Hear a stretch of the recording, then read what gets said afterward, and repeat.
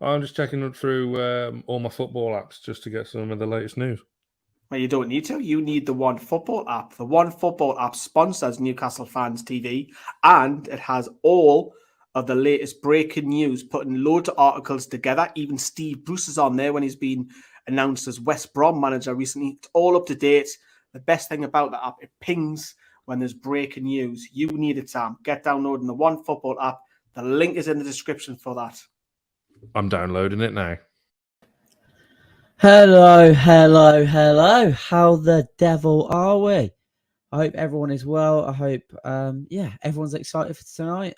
Everton away over at Goodison Park. Very difficult fixture, you would think. But Everton are in a free-for-all. Again, I hope everyone is very, very well. Got me popcorn and Coke ready to enjoy the show. We win 3-1 against them, 2-0, 2-1 to the tune. Bear with me 2 seconds, ladies and gentlemen. I'm just going to get into a little transition here. So this is us tonight. We're trying something a little bit different. As you can see, I have the scoreboard above. Unfortunately, the timer isn't working on that, which is really, really frustrating. Obviously we've got the team to my left. You're right. I'm all confused. But yeah, we're going to be building on this moving forward. Obviously, everything's a little bit static. I'll be working on the graphics moving forward. But yeah, scoreboard's working. Obviously, we want that to say that. And this little bad boy to say that. Oh, that'd be nice, wouldn't it? Chris Wood hat-trick. But yes, unfortunately, the actual clock isn't working. I've been trying my hardest to get this clock to work. I've been coding it, etc., and it's not working. Yes, guys, again, if you want to find streams for the game, then speak to each other within the chat. That's not a problem at all. But I cannot put anything on on here, unfortunately. In the UK, I believe the game's on Amazon anyway, isn't it? I need to get it sorted. Obviously we kick off very, very shortly. So it's it's going to be an interesting one. 10 years ago at Goodison, we lost to them 3-1. Let's hope it's a reverse of that scoreline today. Where are we? Game is on beIN Sports Channel on the. Oh, I shouldn't put that. I should have put that up. It's fine. Amazon is paying. Come on the tune. Going to be a good comedy movie. Watching Everton implode. It'd be fantastic, wouldn't it? But yes, if you haven't seen the lineup already, I've got that to my left. So Dubravka, Target, Shaw, Byrne, Kraft, Joelinton and Joe Willock, Bruno, Miggy, Wood and Fraser. I'm just going to get the Everton lineup as well because I haven't got that to hand. I have seen it, but it's I'll just grab that up on screen as well. But let me know in the comments how you've all been. It's been a long time since I've been on the channel doing a live watch along, so I'm very, very excited to see how it goes. Let me know in the comments what you think of the new layouts, etc., etc. Where are we? Everton lineups. Why can't I log into my Twitter? Everyone, get your score predictions in the chat as well. We will have the fan reaction coming up after the show. Let me just find the Everton lineup. Everton. It will be absolutely hilarious to watch them implode if we smash them tonight, which I think we've got a huge chance of doing, to be honest. Where's my share screen? Chrome tab. Share. There is your Everton lineup. Begovic in goal for T-Rex Arms because he's bottled it. Seamus Coleman, Godfrey Holgate, Keane, Alan Decore, Gray, Iwobi, Gordon, Richarlison. Now, it's not Everton's strongest squad by any means, but it's not their weakest. It's definitely a back line that we can exploit tonight. Obviously, Alan Saint-Maximin is not starting. We've got Ryan Fraser and Miggy starting with Chris Wood up top. I think the midfield is possibly the strongest midfield that we have to offer. Jonjo Shelvey's been in fantastic form. Let me know what you think about him not being in the squad tonight. But Bruno, Joelinton and Joe Willock is a pretty strong three. And I think that we have arguably missed Joelinton the most over the last couple of games. I feel like we looked a little bit flat in midfield without him. So, yeah. It'll be interesting to see how he performs coming back into the fold. Hopefully he can pick up where he left off because he's been an absolute dynamo in that midfield. Who would have thought that after the difficulties he's had this previous seasons? Does the game have an aura of a Southampton? Can you imagine? Can you imagine? That would be absolutely hilarious.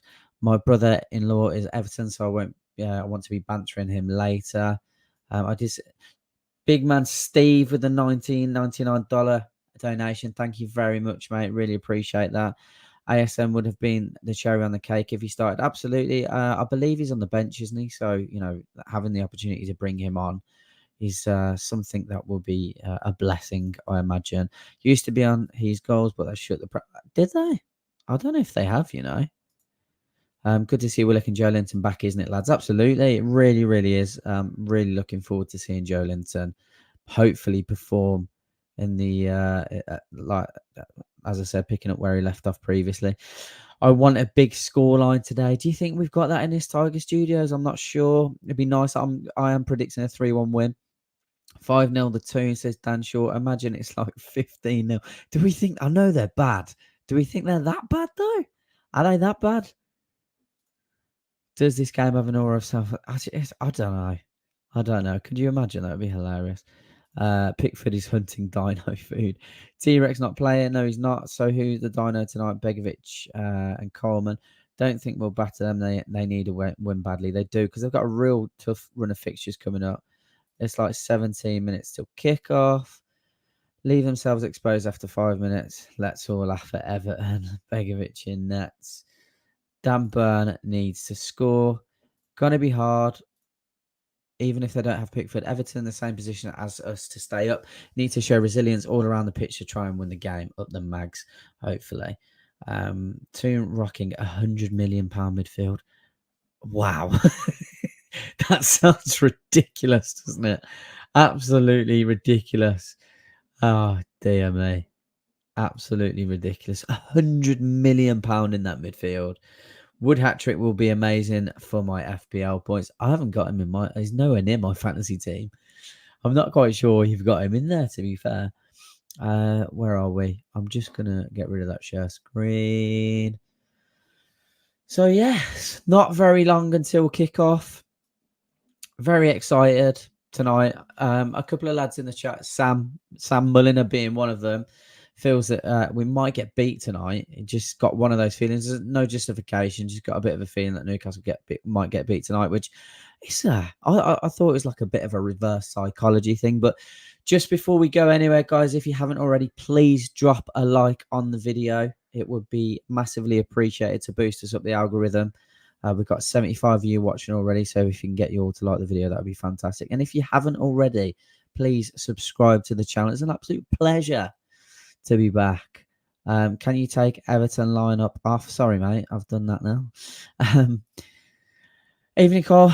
Geordie Sandcastle, I hope you're well, mate. I hope you are well indeed. 2-0 win. Yeah, they've not... I think Steve was saying, to be fair, they've not scored in 9 games. Like, that's insane. Absolutely insane. So you'd like to think that we'd be able to keep a clean sheet against them. How are the lads? I love not living in dread of a match. I like us today for a real result. It's lovely, isn't it? I don't want to get too carried away. It's something where I don't want us to start becoming a bit arrogant when we're walking into games thinking, oh yeah, we should hammer them, and then we get brought back down to earth, because I was so positive about the Chelsea game. And we did exactly what I thought we would do. I thought, we'd sit 5 at the back and frustrate them and not necessarily hit them on the counter attack, because we still pressed high and were able to take the game to them. But unfortunately, we just fucked over by officials. And it was really frustrating that we didn't get something out of that. But it was a very good test against a very good side to see how far we've actually come on since Steve Bruce and the regime have left the club. Hi, guys. What channel is the game on tonight? Thanks. It's on Amazon, my good man.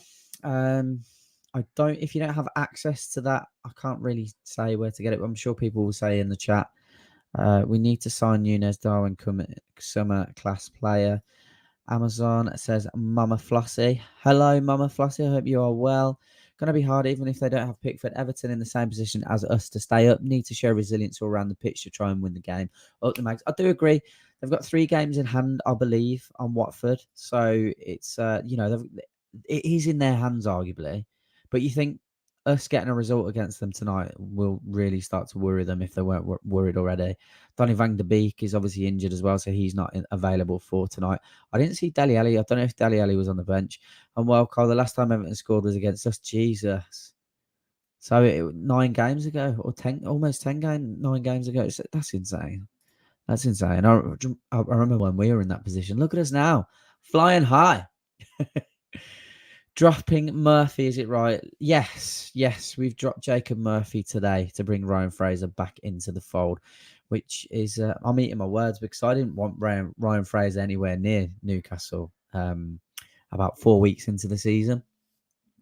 And it just proves how much a change in personnel can G up a player and entirely change his confidence and ethos. And he's probably worked, other than Joelinton, he's probably worked the most in terms of the effort that he's been able to put. And he's really fought for the shirt. And like I said, I'm really happy to be proven wrong.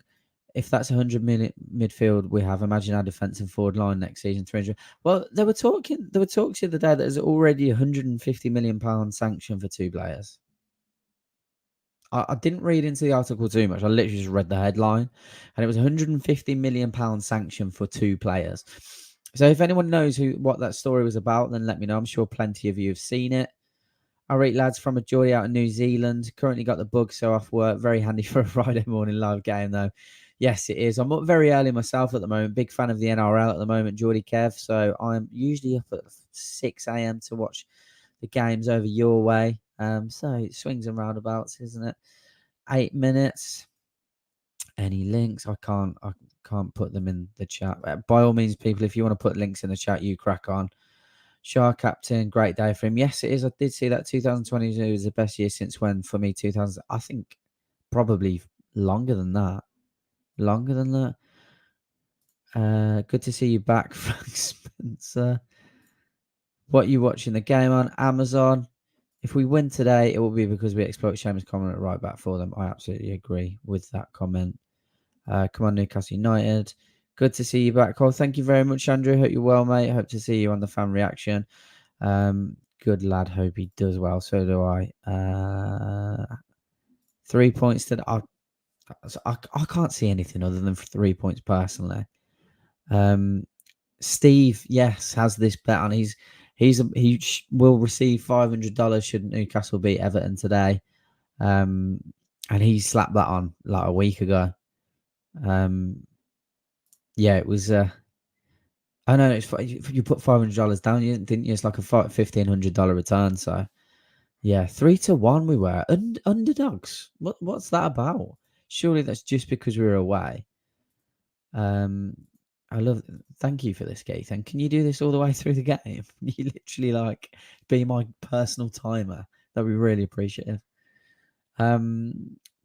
Was a good year. 5th, we seemed on the right track. Then the wheels come off the year after. That just tended to be the entirety of Alan Pardew's managerial career. Is like he would pick up a team that were doing well, had a bit about them, wanted to fight for the club, and then do really well that season that he takes over, and then absolutely capitulate the season after. That would usually be the case. Going for 3-1, Everton to score first. I thought you were saying 3-1 Everton then, Andrew. I was like, what? No, you crazy. Yes, I would win $1,600 if we win today. Go on, Steve. We love it. Absolutely love it. 2-0 to Newcastle. T-Rex is all over the away end. I love it. Enjoy, Keithan. Hopefully we come back with a result, mate. Yes, get yourself on the fan reaction if you fancy it. I think Steve will be on for the fan reaction. Yeah, I don't know if Johnny and that are joining as well. for the fan reaction, but it'll just be with myself for the watch along. We're just trying something different with the graphics. You see, because I can't actually integrate them across for everyone else yet, which is annoying. See you at halftime. Thank you very much for dropping by, Tony. Much appreciated, my good man. 3-1 to it. Yeah, I did gather in the end. I got a bit worried though. My namesake, 3-1 Newcastle. I'm with you. I'm with you on that, mate. Definitely. I just need to get Amazon sorted on here. On the old Laparone. So keep your comments coming in. And like I said already, if you haven't, please drop a like on the video. That would be much appreciated. Vincent says, Toon. Whilst we're at it, just before the game kicks off, favourite goal for Newcastle United against Everton? Go. Hit me up in the chat. Was it Alan Shearer? Great goal. Yeah, let me know what you think. I think my... Why is it doing this? I'm literally going to miss kickoff at this stage. I'm so unorganised. It's untrue. Amazon. I don't really want to watch it on the same computer. Amazon video.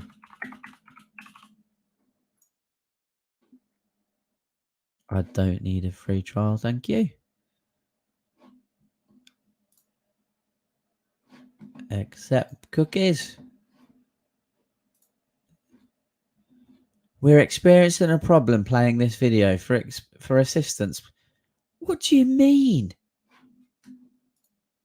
Is anyone else getting an error? Oh, this is bullshit. How can this be possible?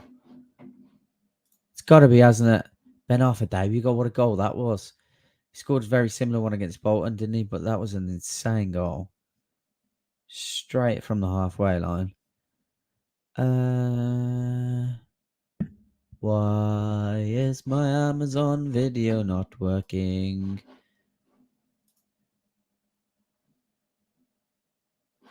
Well, this is unhelpful. And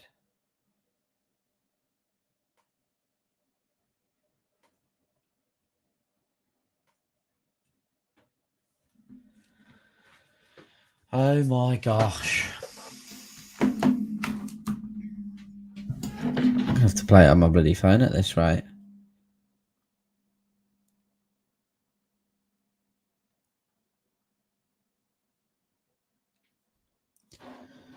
Bear with me. Oh my word. Nothing's working. This is frustrating as hell. Great. Just going to watch it on stream then, I guess.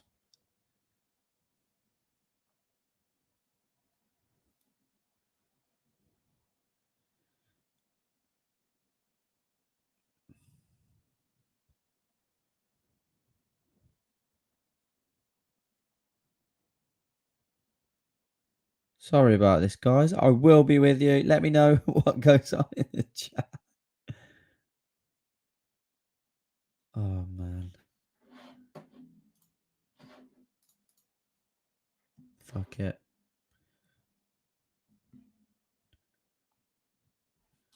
Just put it on his goal.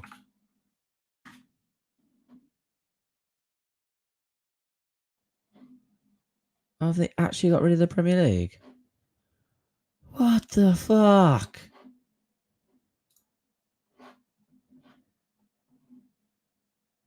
We should be clear favourites. I really don't know how we're not.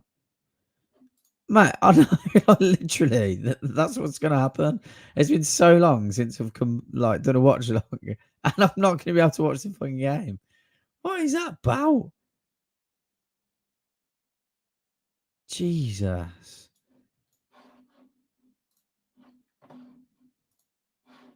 Oh, that's frustrating as hell. What is going on here? Like, my laptop won't connect to my Wi-Fi, which my router's literally behind me. Honestly, I'm so annoyed. Bloody hell is going on?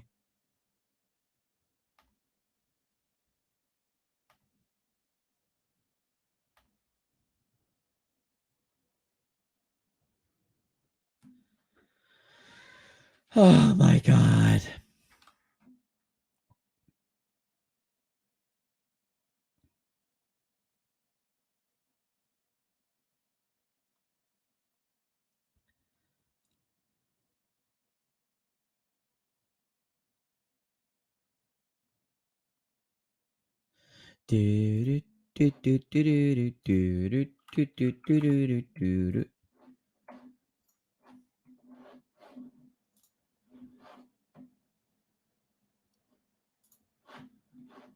Like when Boris Johnson went out to visit the owners in Saudi to get this broker this oil deal, did he get them to take all the bloody streams down as well?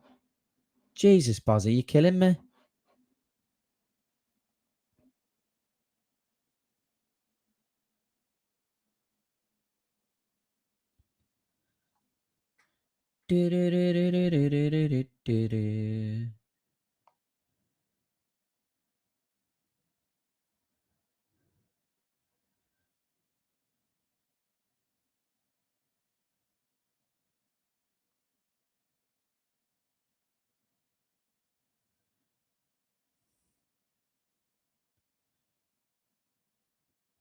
Well, this is the worst start to a watch along ever, isn't it? I can only apologise.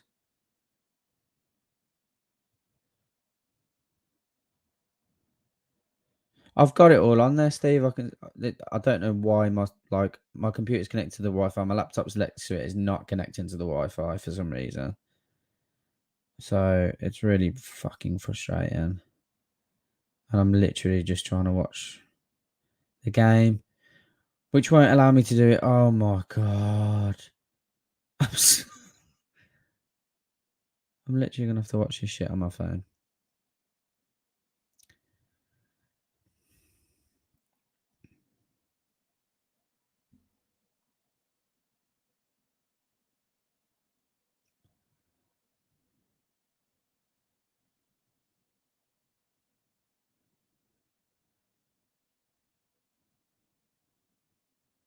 Right, we should be in. Jesus Christ. I don't care about that.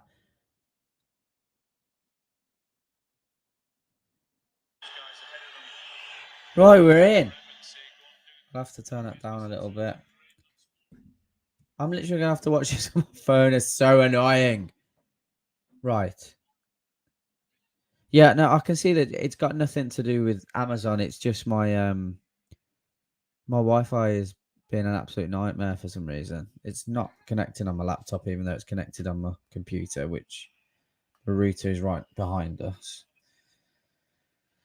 So yeah, I am watching it on my phone at the moment, which is really annoying.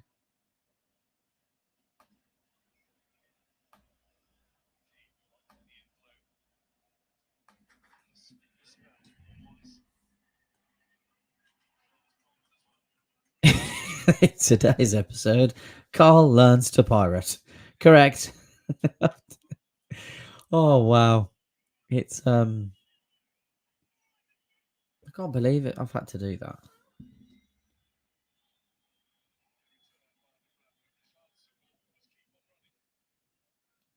I mean, I'd rather not watch it on here, but I've got it on Amazon on my phone. I just don't know why my laptop's not working and it won't allow me to watch it on here. Maybe. Honestly, guys, the amount of technology that I have in front of me and I'm having to use my phone is ridiculous.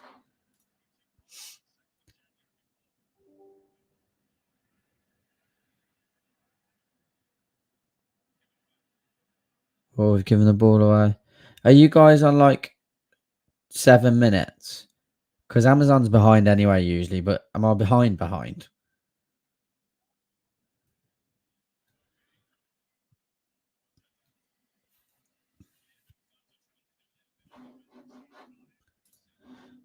Don't blame it on the sunshine. Don't blame it on the moonlight. Oh, gosh. It's been a pleasure to be back with you. to be back with you all. Wow. We are getting blitzed by other channels, I'm not going to lie. Aren't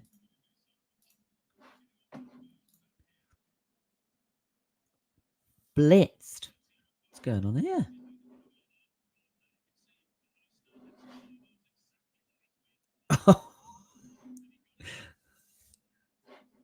Genuinely, I'm not quite sure what's happened there. I have no share screen on. What the bloody hell is going on here?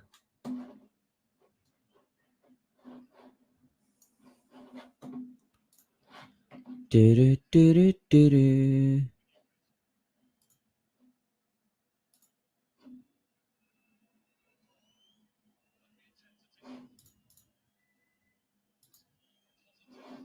What the fuck?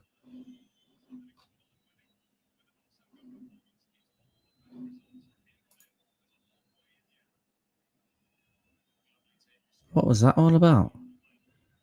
Oh, God.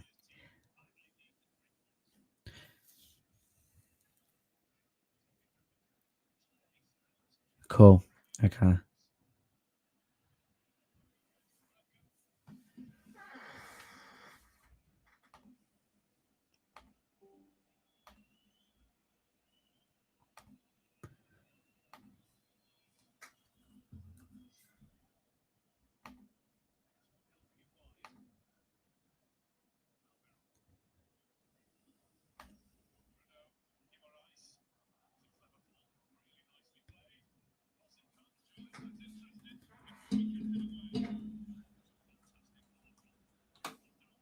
Forgive my silence.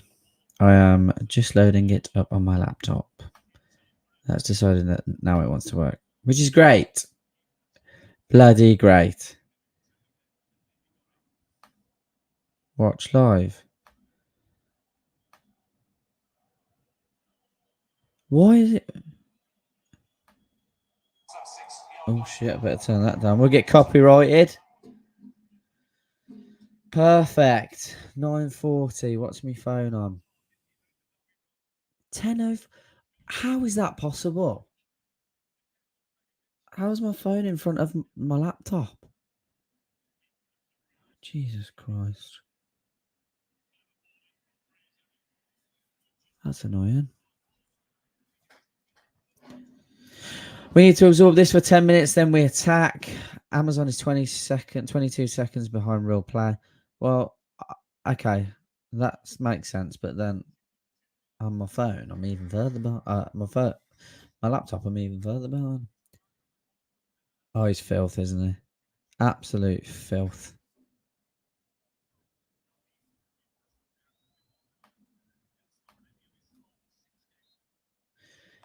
Bruno Guimaraes is filth. He's a bit like Trippier. He's just technically and mentally above many players on the pitch, which is amazing. I think we've got a real gem in him moving forward. I really do. I think a lot of us, well, certainly me, it's easy for me to say I didn't know much about him at all. So being able to see what he's capable of has been nothing but pleasurable.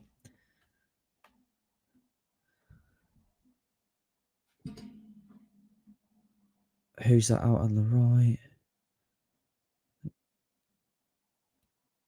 So that's out to target, who goes back to Dubravka.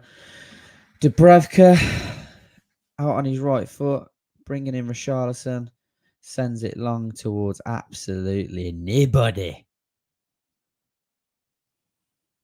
I think that's Holgate on the ball. Gives that over to Michael Keane, out to Decore, back to Mason Holgate. Carries it forward, just 10 yards shy of the Newcastle half. Little chip down the right-hand flank to absolutely nobody. The way that pass from Bruno was quality. It was absolutely fantastic. Wood on the frame with a header right at the keeper. It looks like a free kick to Newcastle. Foul by Mason Holgate. And it will be Bruno to spot the ball. Out to Joelinton, who plays a 1-2. Straight back to him. Joelinton switches out to Emil Kraft, sorry. Fraser looks to run down the flank. He gets that out to Joe Willock. Crossing from Joe. And it's headed away at the near post. Referee gives a free kick for a foul from Fabian Schär in the back of, I think it was Richarlison. Definite foul, to be fair. There was a push. Richarlison's made a meal of it. Schär's managed to take it down his chest. You just can't do that close to the referee.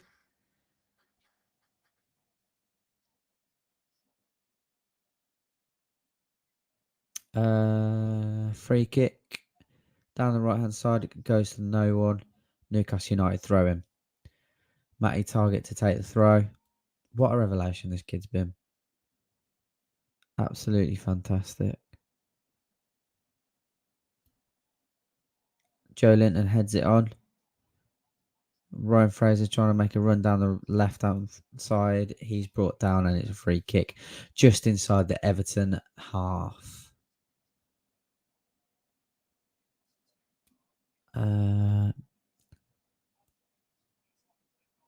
Craig Pawson doesn't like us.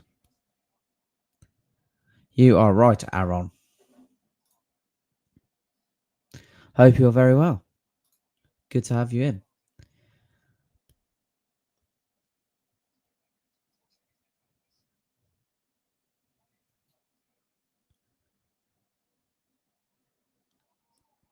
It's sent deep. It's just easily headed out from the Everton defence. Miggy gives it back in to... I don't know who that is. Oh. Was that Chris Wood trying to take it down with his first touch? He's just crept behind him.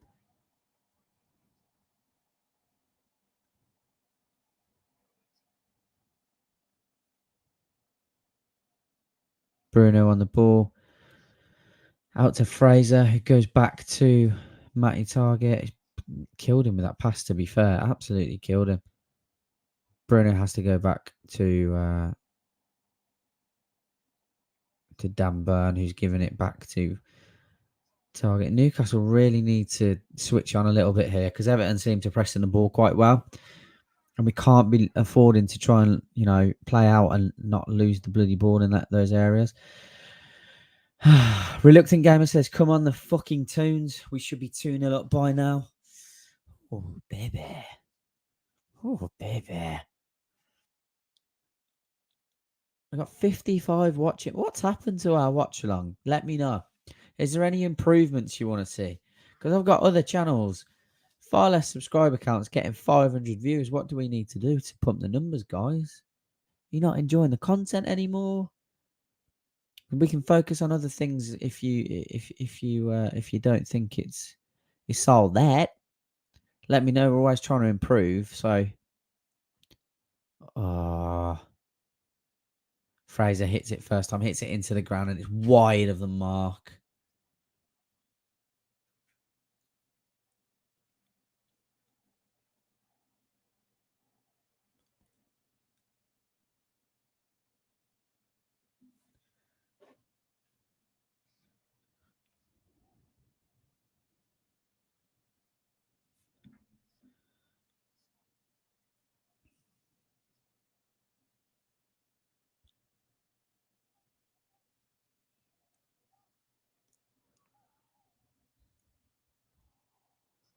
Everton not happy with that free kick that was given away then. Is it Conor Gallagher that's given it? Fair play to him for getting in the England side as well. It's out to the left to Matty Target, who is looking for something down the line. There's nothing there from Fraser as at the moment. Goes inside to Bruno Guimaraes. Guimaraes trying to hold off Gallagher. Newcastle forced to go back again. Dan Burn to Dubravka.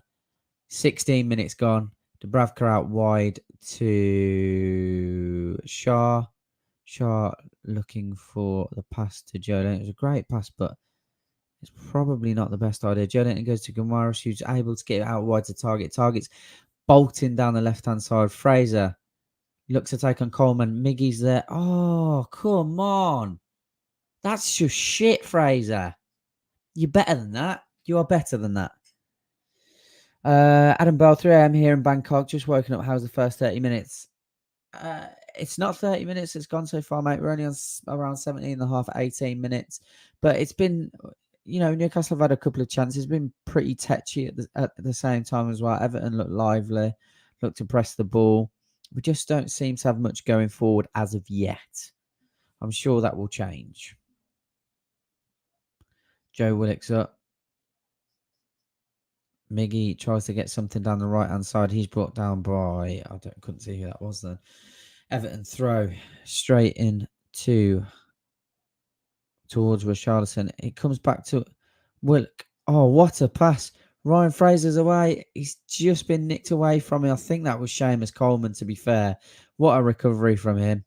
What a recovery from him. It's a fantastic first time ball into Ryan Fraser. He took it very, very well. And it was an excellent last-ditch challenge from Seamus Coleman. Twice, to be fair to him. Yeah, not too bad, Mike. Not too bad. We need to be a little bit more expansive, I think.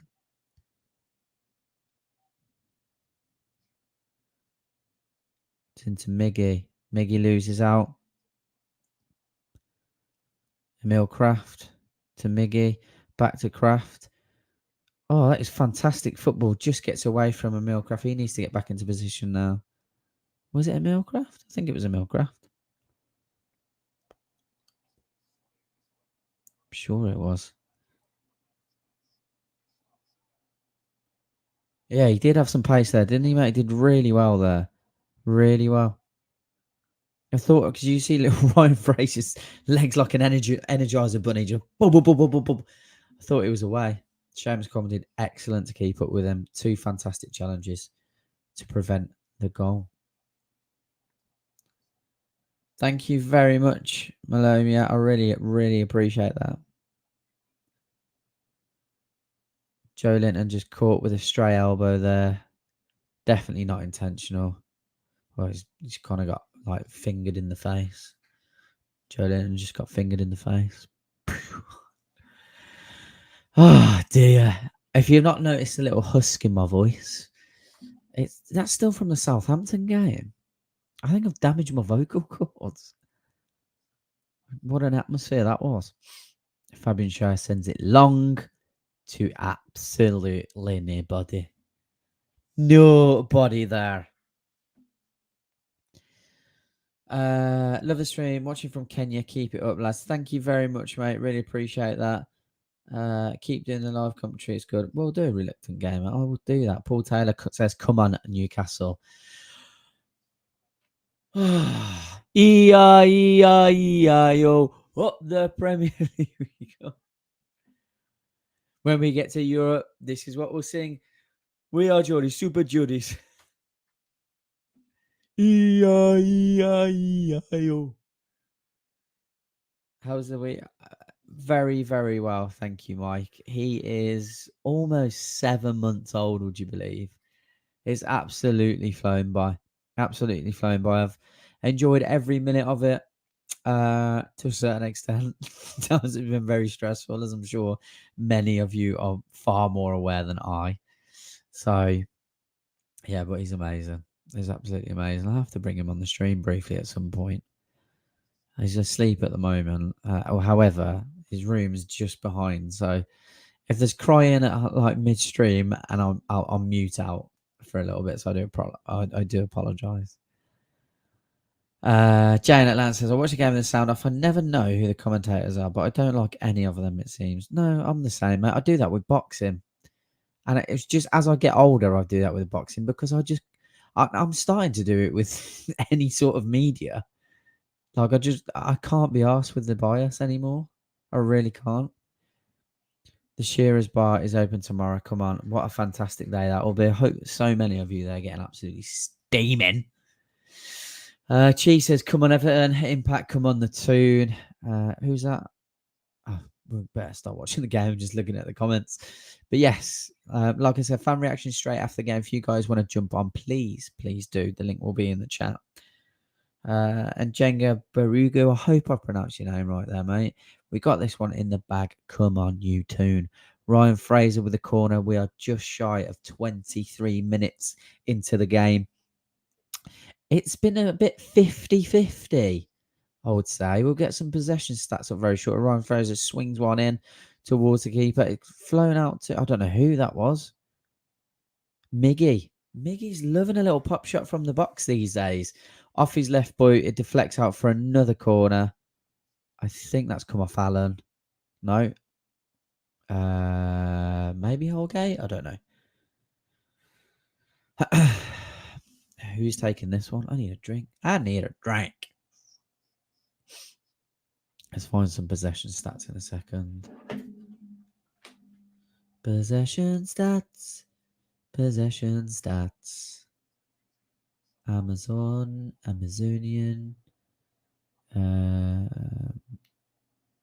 Put it on.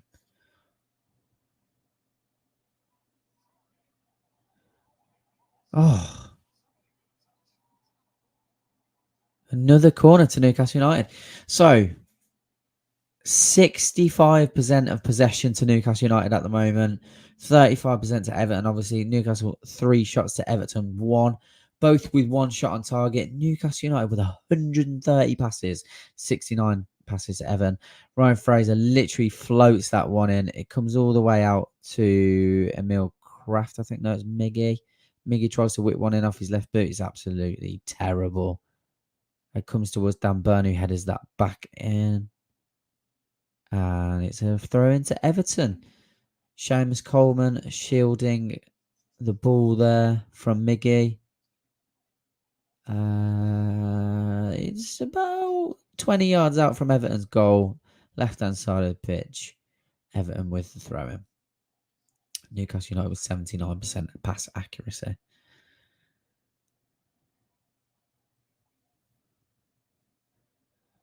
Cheese, why are you watching this YouTube stream instead of the Everton? Hey, it's that's fine by me. I've got no problems.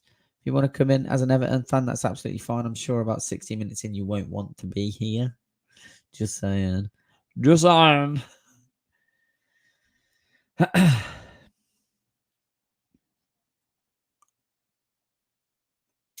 Should we do a like target? Should we do something? Should we do something crazy? Do you remember when I shaved my hair off for like, I think it was like 300 or 400 likes, and we got there, and I shaved it off on camera. Did I do it on camera? I didn't. Did it? I can't remember.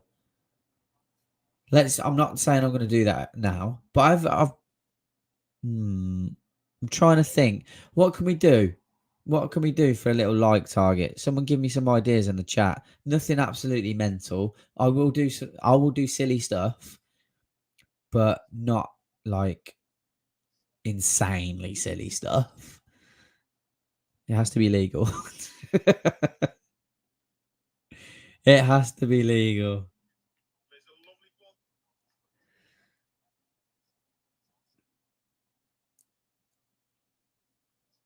Oh my gosh, how?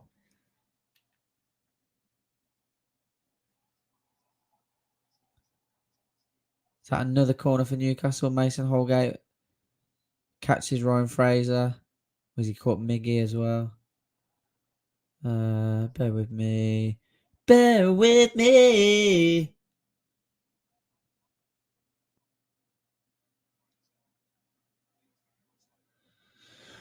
Ah. Yeah, no, jump by all means. You crack on, mate. I'm not saying for you not to say why you're here. You can say whatever you like, brother. Saka Aladwani, this is so close. Yes, it is. We got the money now, so we love it. That is a penalty. Seems like the NUFC audio commentary is blocking non-Euros again. So frustrating. What do you mean? Sorry, guy. What, you can't listen to the commentary? Ryan Fraser with the corner from the right-hand side. He lofts it in. Oh, header from Chris Wood. Just over the bar. I'd say just over the bar. I wasn't that close at all, to be honest. You got Dan Burn all over Decore as well. He's directed it well back towards goal. I'll give him that. It's just got too much on it. It's got too under the ball. But I agree with Dan there. He does need to be scoring there. My Newcastle only love them. Newcastle with 5 attempts now. Still only 1 on target. Still only 1 on target. Matty target.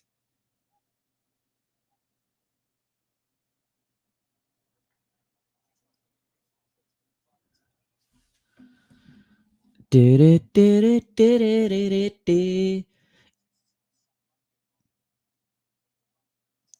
Schär with a free kick just inside the Newcastle half. A win tonight would really give so much confidence in the team for the rest of the season. It would, I think, 2 more wins and he's trying to catch Jasmir Begovic out there. It would be almost guaranteed safety, wouldn't it? To be honest, they've had it set up so we could listen to play-by-play audio from Newcastle. But that's blocked now, even if registered. But hey, we have you. Many thanks. I'll try my best, guy. I will try my best. I will indeed, my good man. That's rubbish that it's been blocked. Everton now is out of the game. We need to score. It's we are creating chances, which is positive. And we've got Maxi to come in on off the bench. Isn't it great being positive, though? How many times last season, and even the start of the season, when you guys were on a watch-along with me, how negative were we? It was horrible, wasn't it? Absolutely horrible. Look at us now. It's beaming. I've lost the plot. I'm just going to have fun with it. So, yes. Ball comes out to Dubravka, who goes out wide to Mealcraft. Was that Fabian Schär looking to go long? Again, I don't like this long ball from centre half. We're almost bypassing the midfield, who at the moment are arguably our best midfield. Everton on the break here now, out on the left-hand side. Iwobi looking to take on both Bruno and Mealcraft. Got thrown in. Miggy's done well to track back, and it's a throw-in. Literally right next to the corner flag, out on the left-hand side. Alex Iwobi to take the throw. We are 29 minutes, just approaching the 30-minute mark now. We're probably slightly behind. Yeah. Everton not good and they're going down. I said that as well, Paul. I'm with you on that. But it's just the fact they got 3 games in hand. Ball's crossed in. Oh, it's lofted. Easy take for Dubravka. Dubravka slows it down. You know how he does this. Give it 5, lads. Have a braver. Oh. Is that Dan Burn being naughty towards Richarlison with that little left-footed pass then? Miggy out wide. Goes inside to Chris Wood, who comes back towards Mealcraft. Mealcraft gives it inside to Bruno Gomares. Back to Mealcraft, who's back down towards Fabian Schär, who's going to look for the lofted pass. I don't like that from Fabian Schär. I know he's looking for to hit it up towards Chris Wood, but ball's come back towards Joelinton. But we've got no one to play off him. And relying on him with his back to goal to bring in wingers. Oh, what a ball that is from Matty Target. Can Joelinton... Oh, Matty Target. What a ball. Great run from Joelinton as well. But the ball's just overrun. Mason Holgate's done well to cover. Corner to Newcastle United from the right-hand side. Oh, fantastic pass that was just opened up. Parted like the Red Sea. Where are we going on holiday, Paul? Back to Saudi? Stephen and Brandon are having a night off because they are so... Paul's lofted back in. Oh, what happened there? I didn't see what... yeah, Stephen and Brandon have been so prevalent on the watch-alongs that they are having a well-deserved night off. Yeah, Chris Wood just... Was that Chris Wood or Dan Burn then? Chris Wood just headers. That was Dan Burn, wasn't it? Just heads Michael Keane in the head. Any T-Rexes in? Apparently there's loads, Adam. Apparently there's loads of T-Rexes in the crowd. Loads, apparently, mate. Oh, that's a very good point. To any of you who are Irish as well, a very happy St. Patrick's Day. I absolutely forgot about that. How rude of me. What a fantastic day. I wish I was able to have a few pints of Guinness. But unfortunately it was not possible today. Legend. Newcastle on the break. Miggy Almiron with the ball, cuts inside, onto his left, onto his right. He comes back to Bruno Guimaraes, who looks for a run down the right-hand side. He's beat two men. He's lofted it in, and it's cleared by Michael Keane. Back out to Ryan Fraser. Joe Willock's trying to get it under control. He's looking for a handball, and it looks like that's a goal kick to Everton. Asmir Begovic to take control. Yeah, I want to see a goal before half-time as well. Wood needs to turn and shoot. He does. We're relying too much on him playing with his back to goal. It is his strength. But, he turns like a bus. Like an absolute bus. Shearer's at Everton. I'm not surprised. Yeah.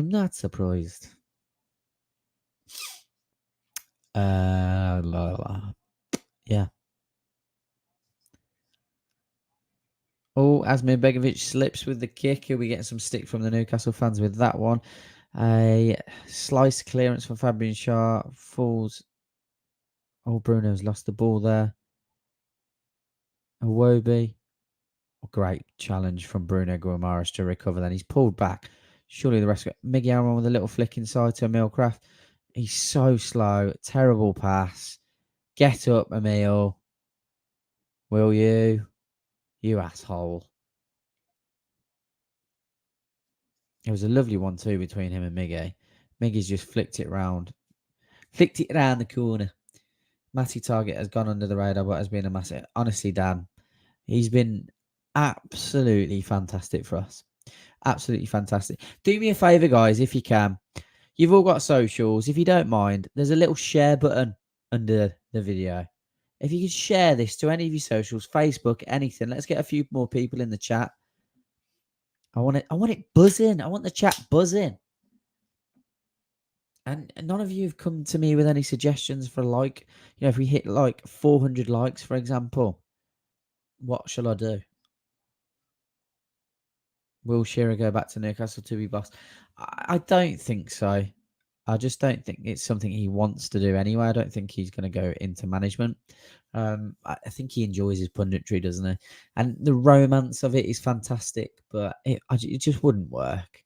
It was the same with Kevin Keegan returning, albeit under Mike Ashley's regime. The romance was there, but I don't think it would have ever worked, to be fair, because football had moved on. Miggy darts inside. That's got to be a free kick. That's got to be a free kick, ref. Surely.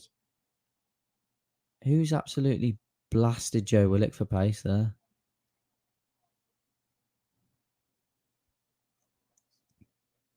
I know Miggy can be a bit theatrical, but I'm baffled that wasn't a free kick. Dan Burn into Joelinton. He's been pretty quiet, hasn't he, Joe? Out to Ryan Fraser. Yeah, he has been quiet. Back to Martin Dubravka, who goes out to Fabian Schär, just inside Newcastle's half. He's going to look for a long ball, probably. Please don't, Fab. Oh, yeah, Fab's going on a run. Long ball out to Ryan Fraser, who's took a touch off his head. Ref, are you serious? Surely. That's obstruction. You can't just stand there. He's tried to take a touch off his head. Craig Paulson's a fucking bellend. 50 likes and raffle the ball cap. The thing, I need more likes, mate. I need more likes to do. Oh, no, I'll do it. I'll have to wash it first, obviously. Got my luscious locks on it.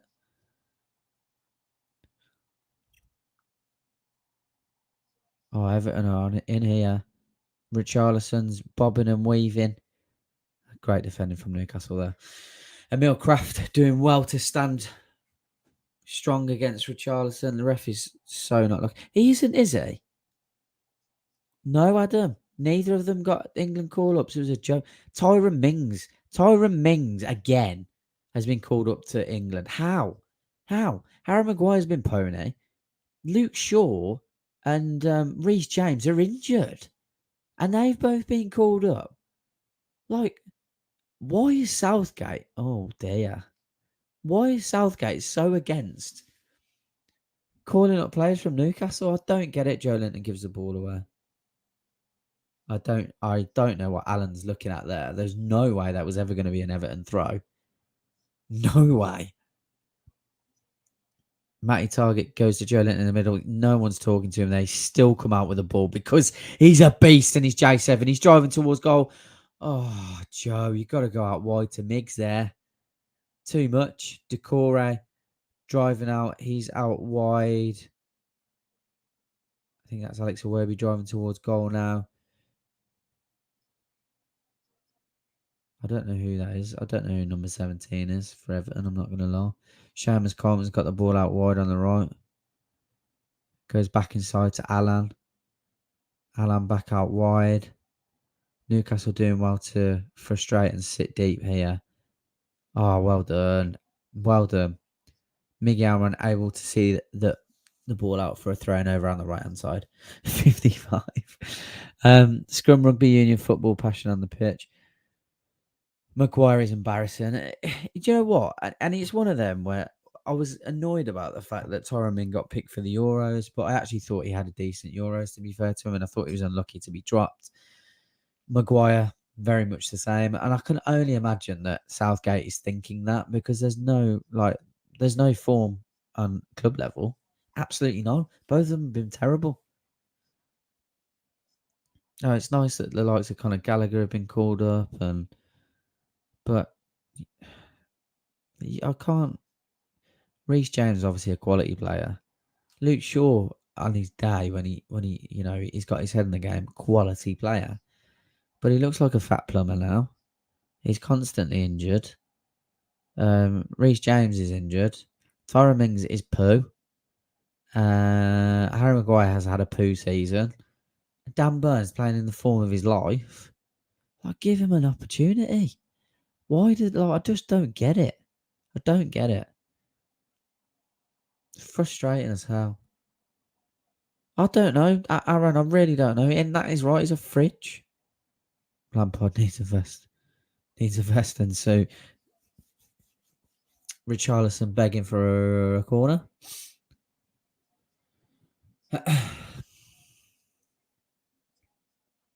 Don't know what Frank's got like a little wry, nervous smile. Not really sure what he's smiling at.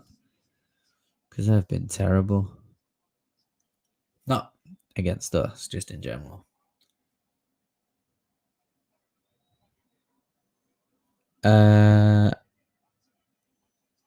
Dylan, I'm just watching it on Amazon, mate. I don't know, because it seems like a lot of the Premier League streams tonight, over the last few days, have been almost, what's the word I'm looking for? Well, banned is an easy one. I was looking for something more spectacular. I don't know. They've gone.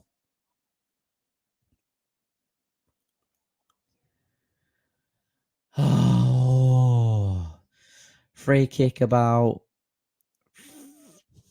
Let's check my distance here. My distance perception says. Wait, what's Dan Burn doing? Let's say about 35 yards out. Target over it, and Ryan Fraser just to the left of it as well. I can imagine that Ryan Fraser might whip this in off his right boot towards the far post. That's what I'd like to see. Hopefully Dan Burn running towards the back stick. No, he's run over it. Matty Target. That's just a really terrible free kick and really readable free kick. I wouldn't do that in Sunday League, to be honest. Oh, Ryan Fraser had an opportunity to win the ball there. Looked like he's gone in hard and almost bottled it. I've been saying a word, but it's actually Damari Gray. Dele Alli on the bench there. So forgive my punditry. I didn't know that Damari Gray was out there, not away there. If Rafa couldn't get Everton out of the glue, what chance does Frankie? I absolutely agree.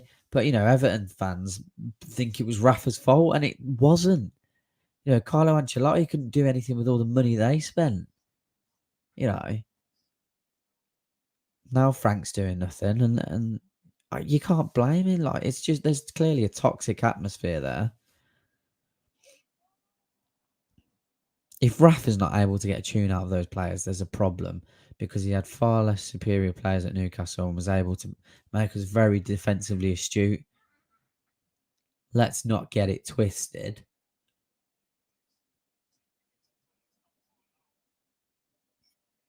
Gordon.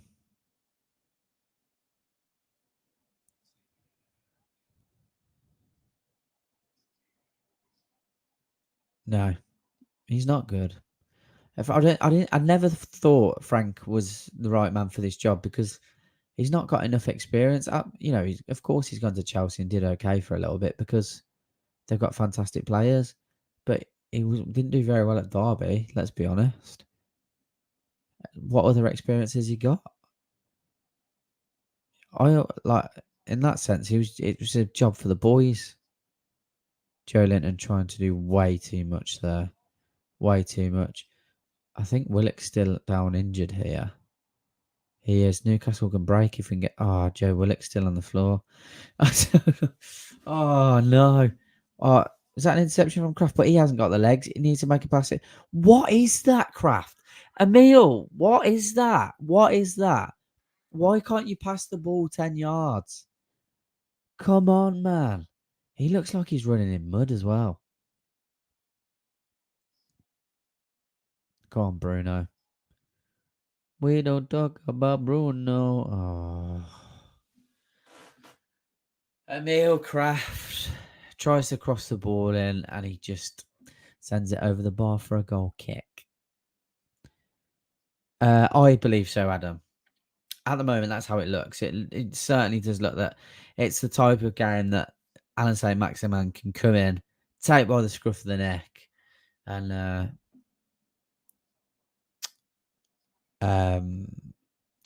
claw out some mercurial top bins winner, 89th minute. Everton have spent good money here. They're not seven. It's not like they were actually 100%. They've spent hundreds of millions. Hundreds of millions. Do you agree that the ref is a prat today? Yes. Craig Parson is a prat. 1 minute of injury time. ASM is on the bench. Big Mike. Big Mike. I'm going to go and get a drink at half time.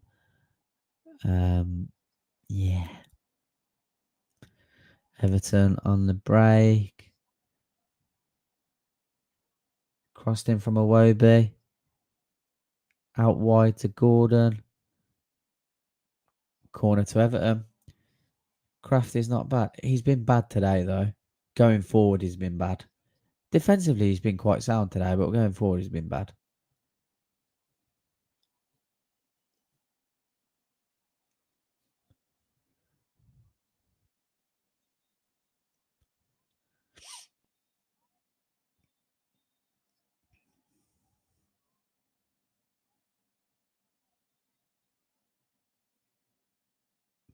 Croft's coming in from the left-hand side. That should be half-time, and it is. It's been a relatively... I think Newcastle have definitely had more of the ball, had more opportunities. In terms of chances on goal, it's been very, very similar. On target, that is. But it's been a pretty lackluster game in terms of what's been offered in front of goal. Unfortunately, we definitely have control of it, and I think that we have more than enough about us to be able to go and beat these. But I do think we need to look at bringing the likes of Alan Saint-Maximin on maybe around the 60-65 minute mark if he's got enough energy in the tank. Aaron Taylor says spent 50 on Sigurdsson. I know. Where is Shelvey? I think he's still suffering from an illness, I believe. Is there any sign of Matt Ritchie? I don't believe so. We are rushing if we need to go. We do need to calm down a little bit. We just need to calm down in front of goal. It's not like we're fighting for relegation from this game. Do you know what I mean? Obviously, we could get sucked back into it, but let's not be desperate and hasty. Sadly, not going to be 9-0. Can you imagine if that happened in the second half? That'd be insane. Too many forward runs of players just run until they hit a blue shirt. I think we've always been pretty guilty of that, Vix, to be honest. We, especially when, no disrespect, but Chris Wood is your only outlet and he's not looking to make runs down the channel. Do you know what I mean? He's playing with his back to goal because that's his game. And that's okay, but it's not what's going to win us the game. The more I watch Gordon, the more I'm impressed. Good player. Good player. I think ASM should come in early second half. Agreed. We do need ASM on. We need something to light up the game, don't we? We do. Miggy working hard but can't trap a ball to save his. He's had one of those. That's just how he's been for a while, isn't it? Unfortunately, it really is. It's never for the want of trying, ever. He's I never want to say he's not good enough because I feel that's unfair, but it does almost feel that he's not good enough at this level. But yeah, Craig Paulson's been a nightmare, an absolute nightmare.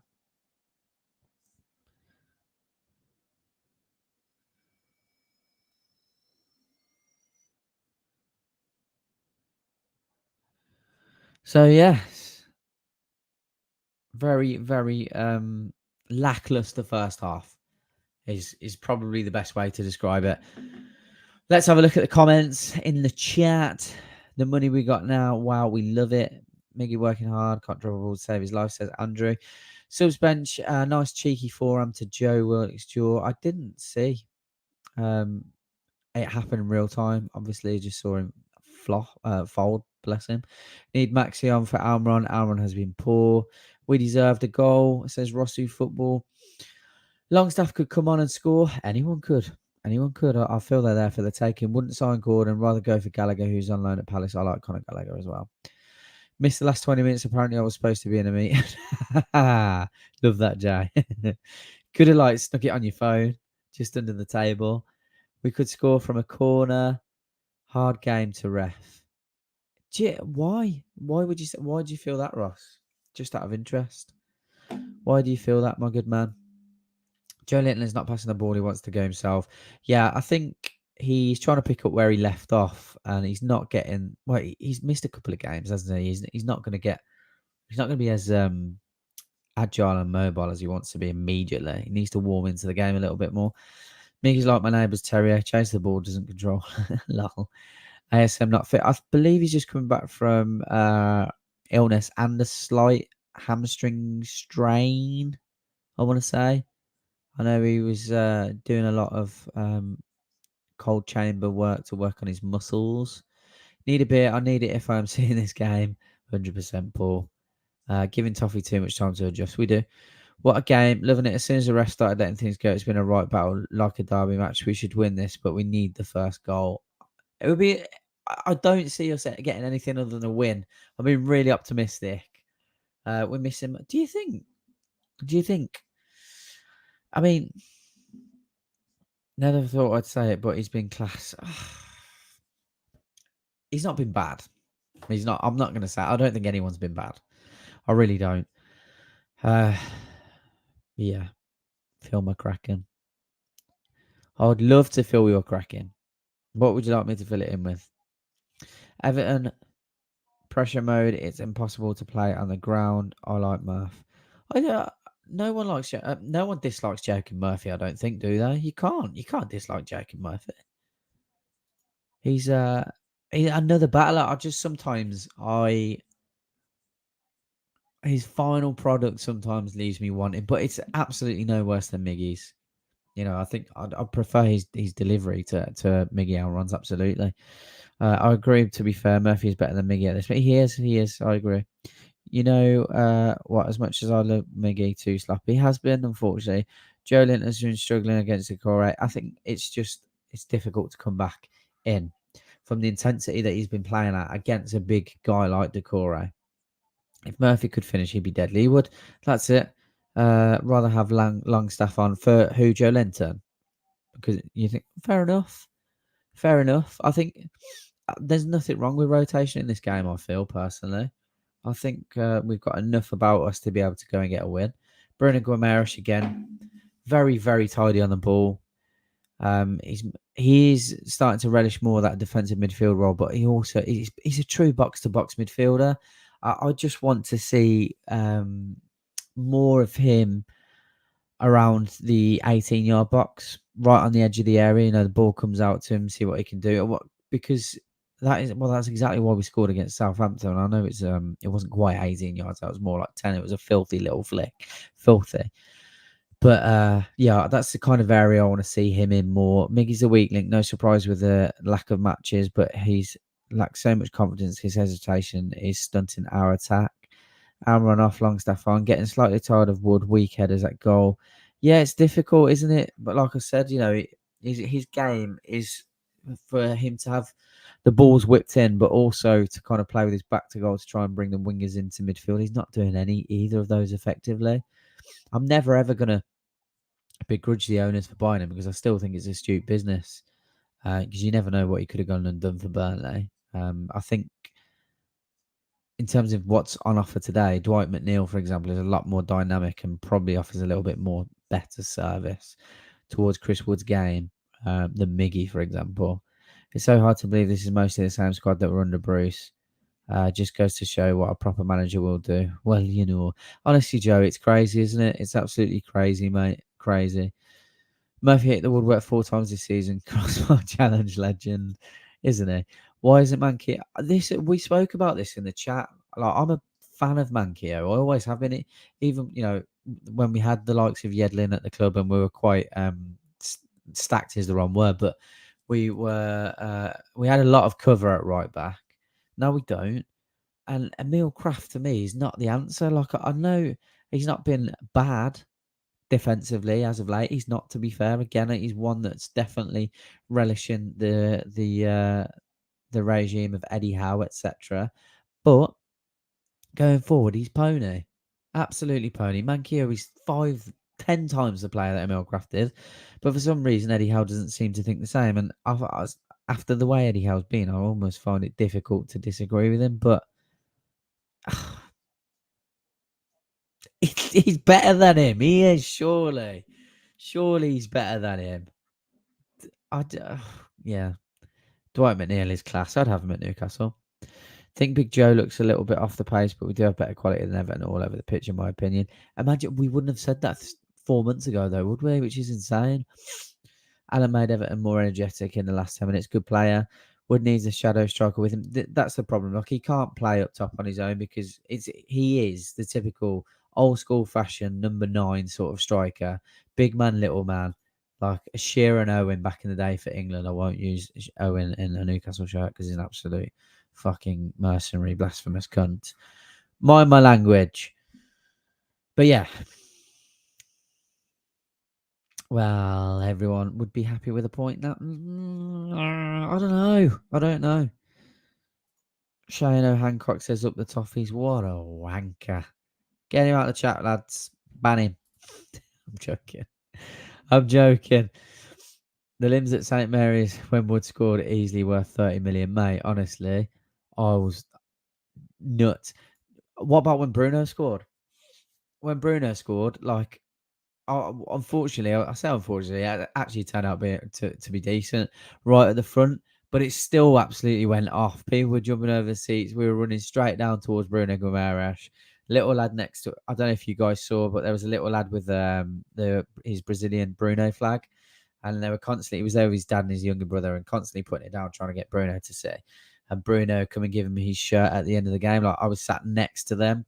So it was really, really sweet for them. He was the look on his face, it almost brought me to tears. It was fantastic because they're the future of our club, those young lads, and it was just amazing to see. It really was, which is, we took that into the Chelsea game as well. It was so frustrating. I just felt like we were ripped off. ASM not starting looks like a good choice considering the Everton ball down our left side. Yes, because that bastard doesn't track back. Does he? Yes, points great away.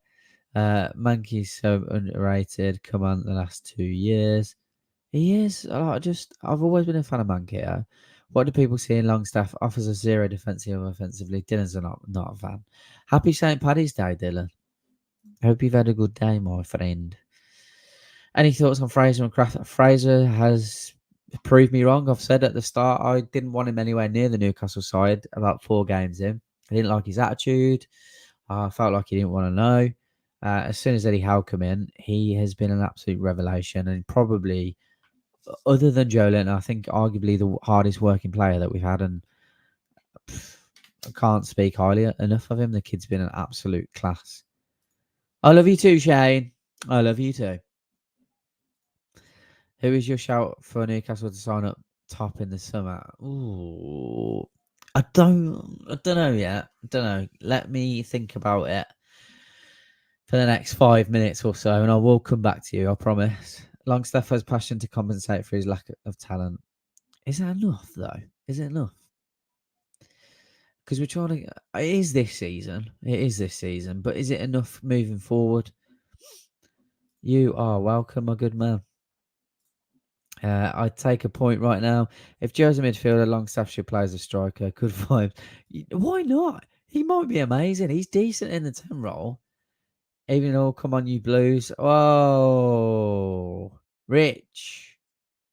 We can't be having that in here, mate. No. I'm only joking. Good to have you in here, mate. We're very friendly in here. Providing you're friendly, we're friendly. It's been a relatively 50-50 game. I think we've probably controlled the ball a little bit more. But, you do look dangerous on the break. Iwobi and Damari Gray coming into the game a lot more. Rich Charlison doesn't look too bad either. How are you feeling, Rich? Also, how are you feeling about your season? Are you worried that you're actually going to go down? Although you do have 3 games in hand. Let me know. I am interested. And also, drop a like on the video, brother. Please. Please. We can score early. I hope so. Come on, Newcastle. We need you. Craft's limited, but he's doing okay. Look, like I said, Tony, defensively, lately, he's been a far cry from what he was when we signed him. He's been far better. Far better. It's just going forward, I feel like, there's easy passes he's giving away. I like Dubravka, but we should try sign Henderson in the summer. Fair enough. A lot of people have said, and I've had this conversation with my old man as well, and he's similar. Like, Dubravka is a good goalkeeper, and I think it's taken us a long time, all of us, to look at it and realise if we're moving forward to go to that next level and we're serious about it, he's probably not good enough to go to the next level. So yeah, Henderson's a good shout. Up the Premier League we go. When we get to Europe, this is what we'll sing. Love it. Love it.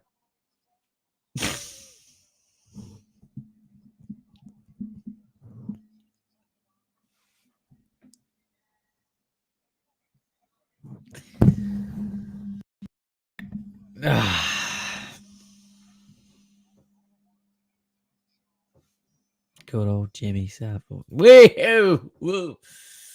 Joking. Newcastle could sign Messi, but we'll play Champions League after 2 years, so we won't come. Do you reckon? We can't, not in 2 years' time. Sorry to say this because I like the lad, but Almer and his Bev. Look, we all like him. We do. You can't not like him, can you? At the end, you can't. The kid's always smiling. He looks like he's a joy to be around. Just looks a nice lad.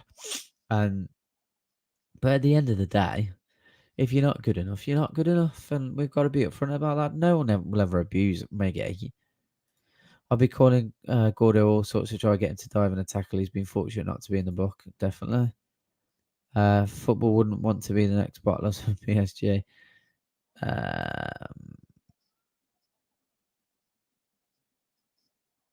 Yeah. Dominic Calvert-Lewin second half. Why didn't he start, mate? Has he just come back from injury or something? I can't remember. Or did he start? He didn't start, did he? He's not started. Big Dom. Oh no, he's not. He didn't start, did he? But yeah, sorry. You expecting to go down, or you think you're going to stay up, mate?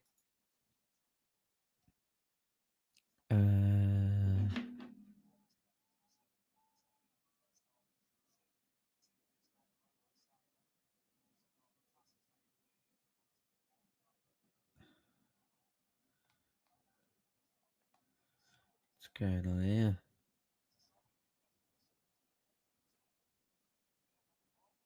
Fucking hell. Oh god, I do love some of our Newcastle YouTube channels, I'm not gonna lie. E-I-E-I-E-I-O, up the Premier League. Oh, funny.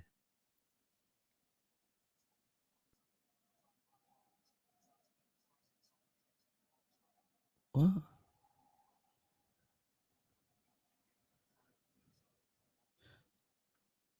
Sorry, lads, I'm just... Oh, for fuck's sake. Why is that doing that now? Now Amazon's gone down again. Why is it doing this? This is ridiculous. Right, let's see if we can get the Prime Video player. Honestly, I want a refund from Amazon. I'm definitely not the only one experiencing these problems. It's literally just being an asshole.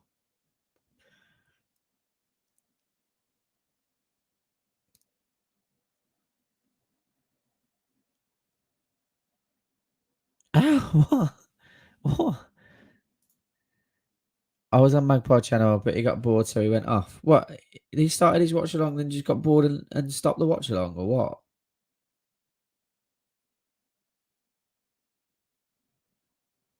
Did he? Are you sure? Oh, maybe he did. Right.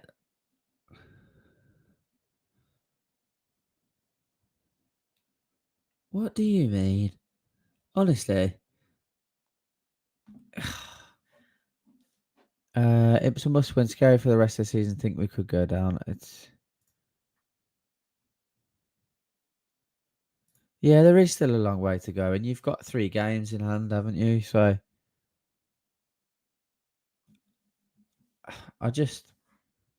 if I've missed a fucking goal here, honestly, Amazon can just go fuck itself.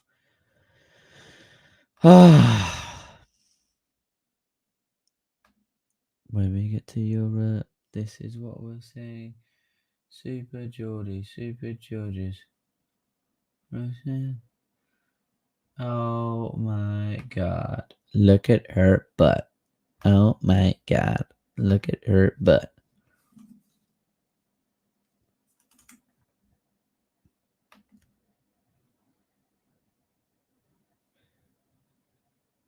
Oh dear. Amazon Prime Video.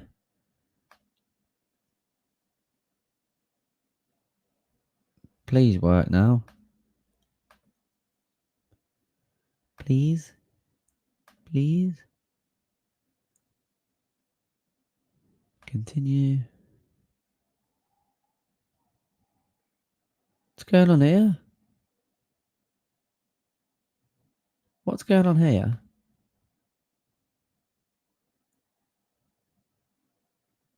What's going on? They've not. Is that what someone's just done?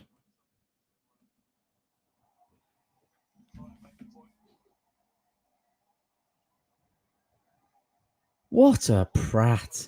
Honestly, these woke left fucking morons. Fuck them off. Send them all to the fucking... Oh, rattles me.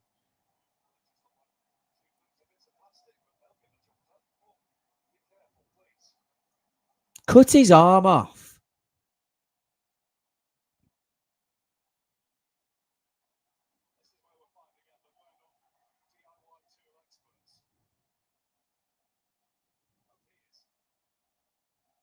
Was he done zip tied his neck?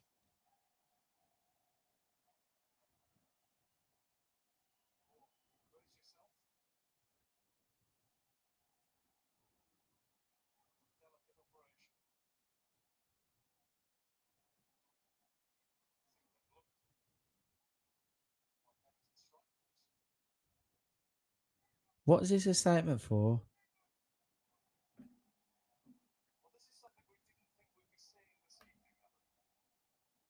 Is this an Everton fan kicking off against the board or what?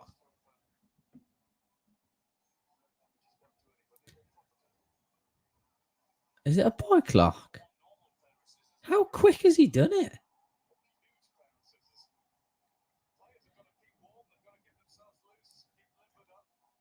But it's ridiculous because he's not made a statement. What he's done, he's got himself banned from every Everton game for the rest of his life.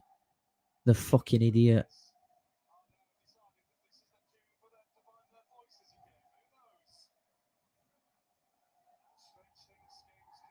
It's a random thing to do, isn't it? Yeah, I've just like. That's a very good point. I mean, you got to be. I hope he's not mentally ill. Obviously, you got to be pretty lucid to be able to go and do that.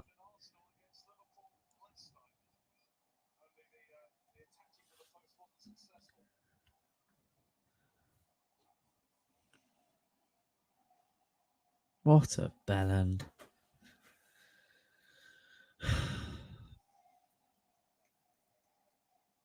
I wouldn't mind, but I got work in the morning. We've all got work in the morning.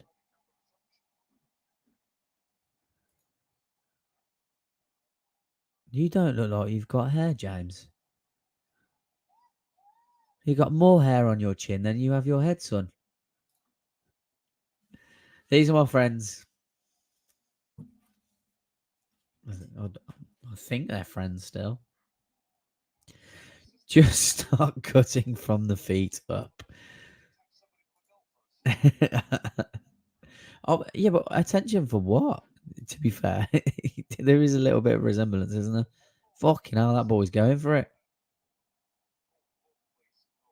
This isn't coming off, is it?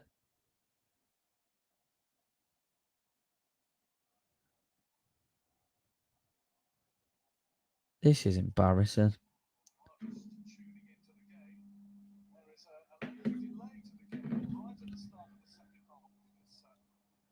Right. There's only one solution here. And we get the Saudis in and cut his fucking head off.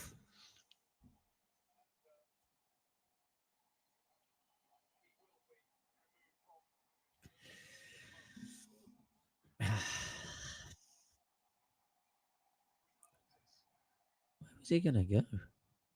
I mean, that's a bit much, like.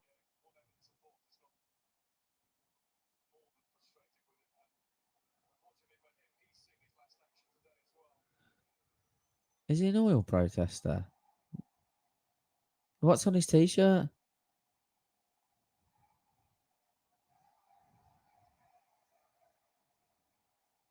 Honestly, if this is about oil and Saudi oil, get a fucking grip.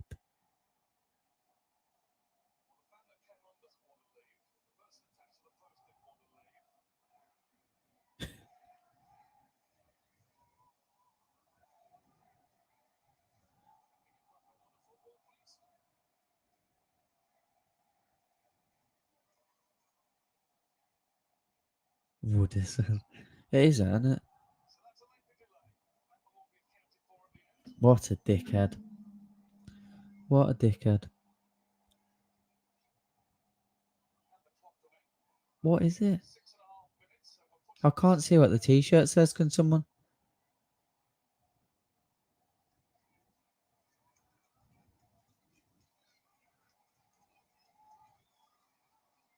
Is it is it about oil?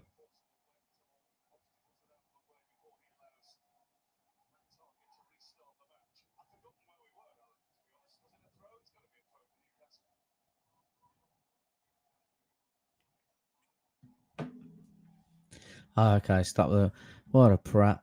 What a fucking these people are the problem. They're why we are where we are. Fucking lock him up. Idiot, man. Fucking idiot.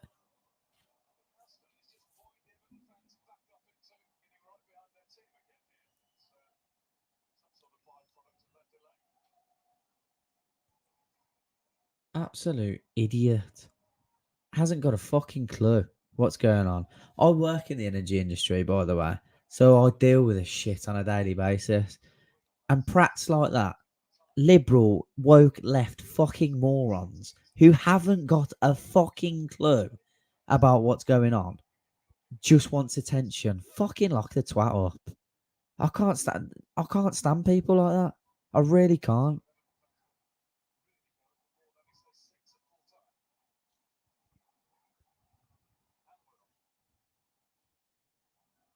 You want everything to be fucking green tomorrow. Great. We haven't got the infrastructure. You can't, he's probably sat at home on his mum's fucking wage, not living in a in a huge energy, fuel, and cost of living crisis. He hasn't got a clue. Dickhead.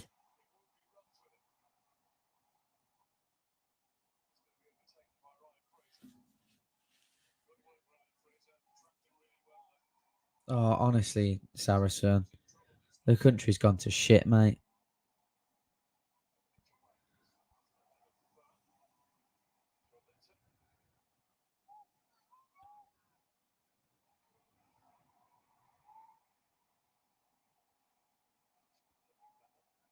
Right, back to the football, ladies and gentlemen.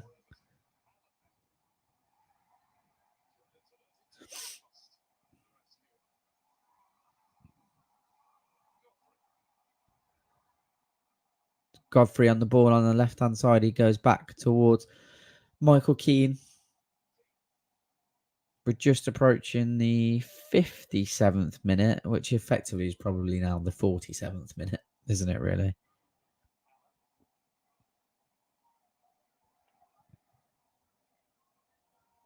Oh, everything's been too politicised, mate. But I agree, football's really become politicised.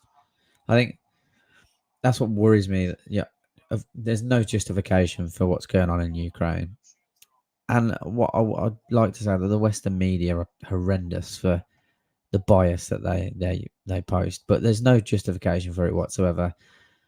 But the way that Roman Abramovich has been run out of the country, and I'm okay with the sanctions, I'm absolutely fine with that. But the way that Chelsea fans are now being vilified for it is like we were, is just ridiculous.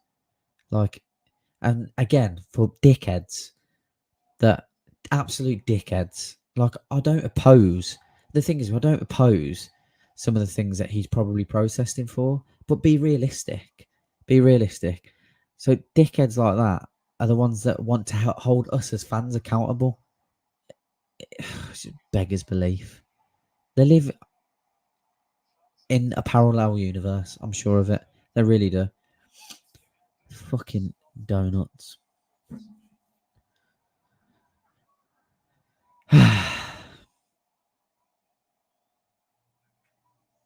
Absolutely fuck all, David. They're doing nothing about it, mate. Nothing.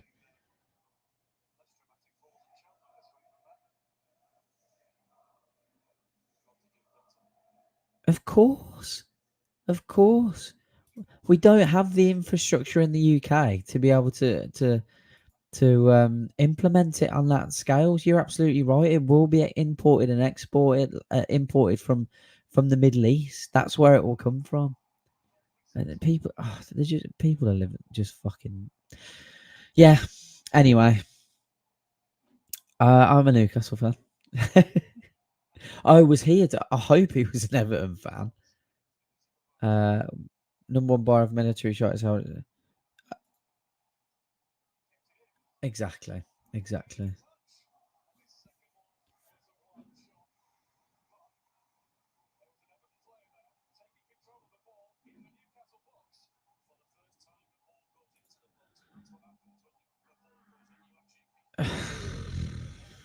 It's embarrassing.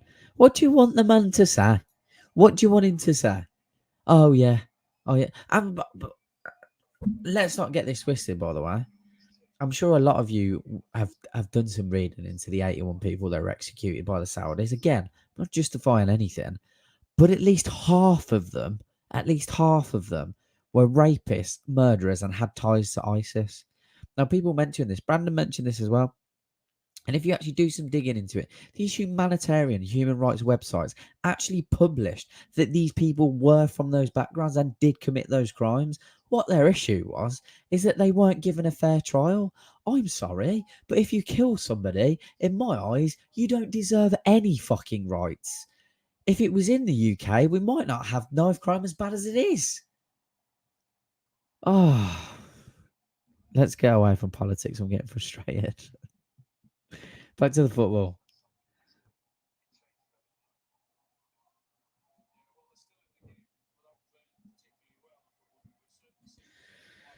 Ah, dear. Yeah, I don't actually think he was a football fan, to be honest. But yeah, so the Western media, what do you make of the human rights issue of Saudi Arabia executing 81 people? They were murderers and rapists. Explain it, put it out there with context, please. And then have the audacity to sit in front of Eddie Howe and expect him to comment on it without even talking about the facts. God, we all know that there's human rights issues in Saudi Arabia. What's been happening in Yemen? These things can't be justified. The things that have been going on between Ukraine and Russia for years and years and years can't be justified. What we went into Iraq and Afghanistan and did can't be justified. But it's only when it suits our own agenda, and it rattles my cage.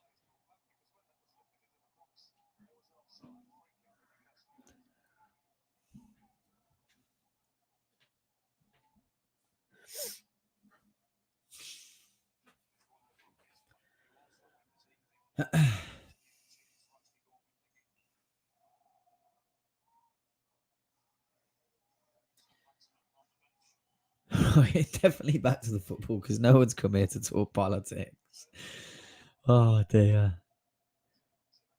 I feel like the game's gone a bit flat.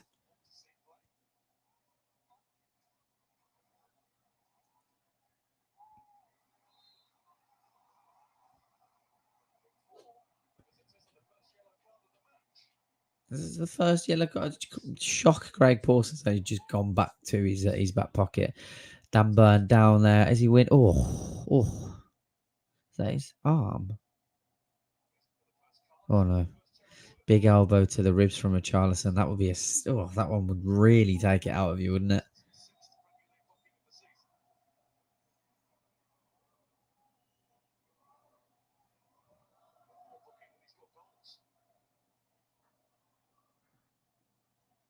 Yeah, no, Mike, that's absolutely fine. It's not political. I went off on a bit of a tangent there, so I do apologise. We're here for the foosball. No, Saka is fine. We do talk about these things from time to time. Oh, nice strike there. Just bobbled up in front of Begovic. We'll probably do some videos over on Extra. Me and Brandon have always got a lot to say.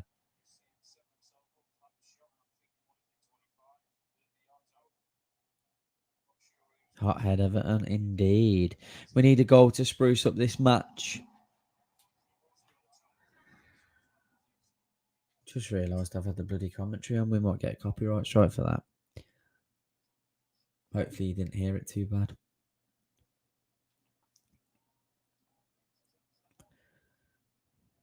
Begovic with a long kick, and it's headed away by Dan Burn.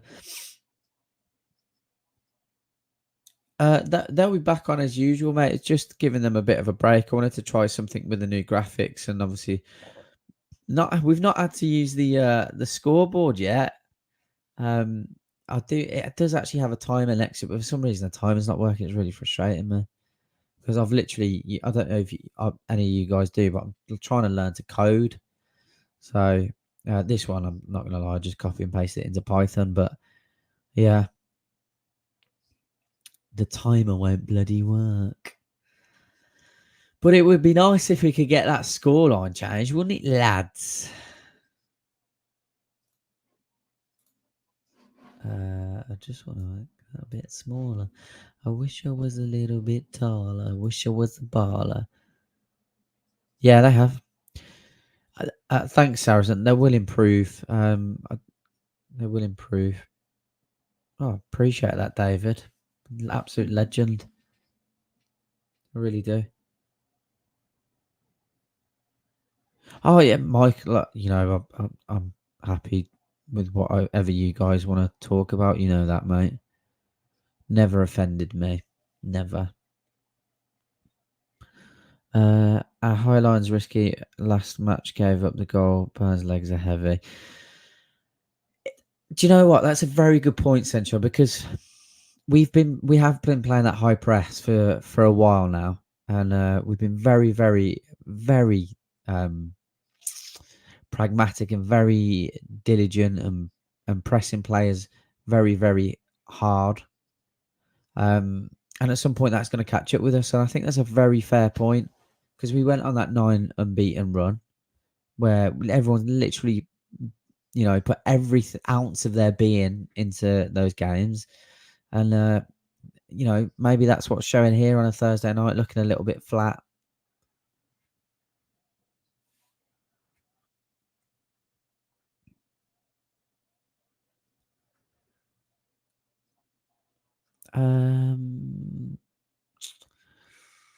I wish I was. Yeah, let's get a goal. Let's get some chants. What song shall we sing? Get some chants in the chat, lads. Let's have a sing song. Let's have a sing song. Oh my god, my microphone.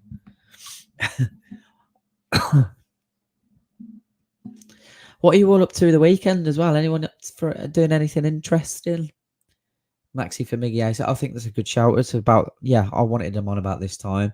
I think we've got, it's at least 5 to 6 minutes in on top of what would already be there for stoppage time. So let's say we're probably around the 62-minute mark, actually, rather than 68. So this is where I want to see Maxi. Leg left in on Alan there. I thought that was a bit harsh. Richarlison went down holding his face. What a wuss. Yeah, Miggy's caught him, hasn't he? Unlucky. Unlucky Miggs.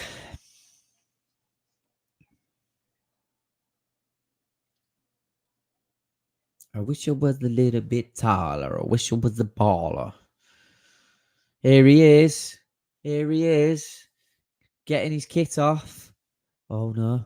Oh, great block. Great block. It's got to be Miggy, hasn't it? It's got to be. Have a run, though, Miggy. See if you can get something before they bring Maxi on for you. Like, go on, drive at him. Miggy down the right-hand side. He's beat his man. Oh, he's still got it. Space. Pull it. Hit it. Oh, in. Is it in? Oh, no. Oh, I don't know who's hit it. Oh, he was offside. Oh, that is a huge opportunity there. Miggy's done ever so well down the right-hand side, as we're all asking for him to be subbed. He's beat his man. He's ended up with a board. He's cut inside the box. He's pulled it to... Is that Bruno? And I think Decore's just got a foot in. Oh, he's unlucky because if Bruno connects with that properly, that's going in.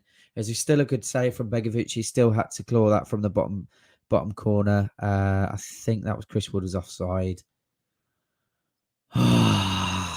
Great run from Miggy. I can't stop singing that. E-I-E-I-E-I. Here he is. Come on, Maxi. Come on, Maxi. Do the business, son. Do the business. Yeah. Again, you can't fault Miggy's effort. His end product has lacked at times. He's done very well there. Very well there. Come on then, Maxi. Run at him, lad. Run at him. Oh, me lads.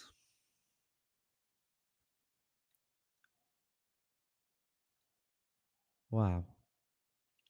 What? What happened?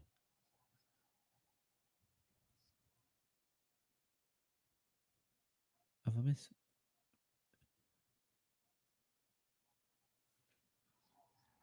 What happened there? That was a bit of a to and fro there. Richarlison's gone down holding his knee.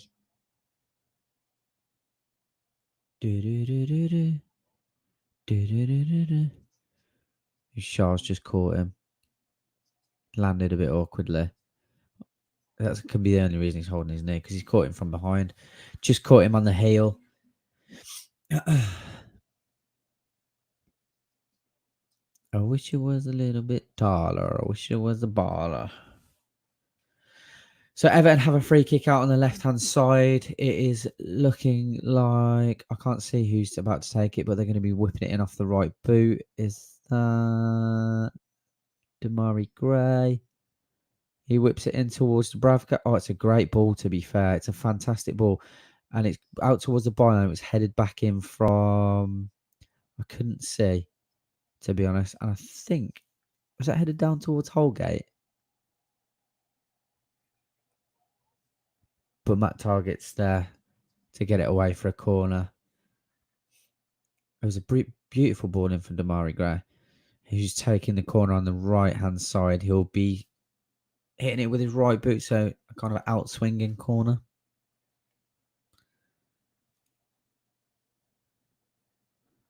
Oh, he does. Another nice headed away. Decore tries to hit that first time from about 25 yards out. Comes straight back out to Everton. Great ball out to the left-hand side to Gordon, who whips it in. Oh, it's another fantastic ball in. Just past the back stick. Demarai Gray tries to hit it on the volley and it goes behind their goal. But Everton looking on top at the moment. There's a lovely ball across the face of goal from Gordon. Absolutely fantastic cross, to be fair. Demarai Gray's looking to kind of volley it back across goal whilst stretching past Matty Target. But it's just too far in front of him.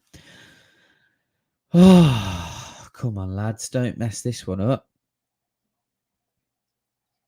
But a lot of you said in the chat you'd take a point, and fair enough. I'd argue that it would be 3 points that we should be taking with the run of form that Everton are in at the moment. However, we've not looked great in front of goal, have we? We need to get Maxi on the ball, though. I don't think he's had his first touch yet, has he? Everton throw out on the right-hand side inside their own half.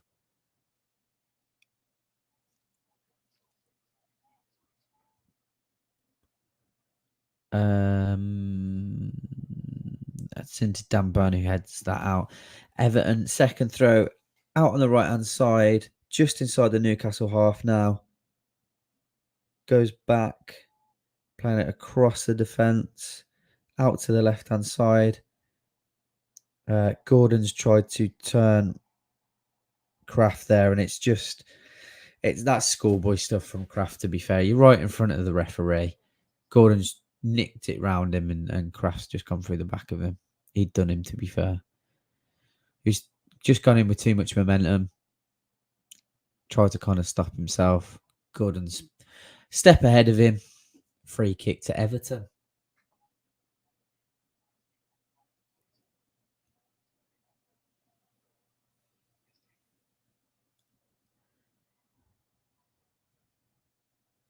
E-I-E-I-E-I-O. So I've tried to not be overly loud because the band's in bed. But it's gone out the window because I've got my headphones in. Oh, dear. Dear. I do too, mate. I do. I do think we will. I just... Get Maxi on the ball. Just give him a run. Get him on the ball. Ball back to Dubravka. Chip out wide to the left. Oh, yeah, that's a terrible ball. It really is. That distribution has not been the best. Dominic Calvert-Lewin to come on. Ugh. And people have said that, Dan Burn, etc., looking a bit leggy. Calvert-Lewin coming on for Demarai Gray against Emil Kraft. Essentially. Because I think he's unless he's going two up top, I think he's going to be playing him out wide. It looks like he's playing. No, he's playing him central and playing Richarlison out left. Oh, and guess what? Emil Kraft has just absolutely levered Richarlison on the edge of the box. You can see where Richarlison's going to go, and this is why, in my opinion, that Emil Kraft isn't good enough, because he should be able to read that body positioning. He's always cutting inside, and Kraft's just chopped him. It's a terrible, terrible foul to give away. Yes, we are due a bad game, I suppose. You got to be scoring here, really.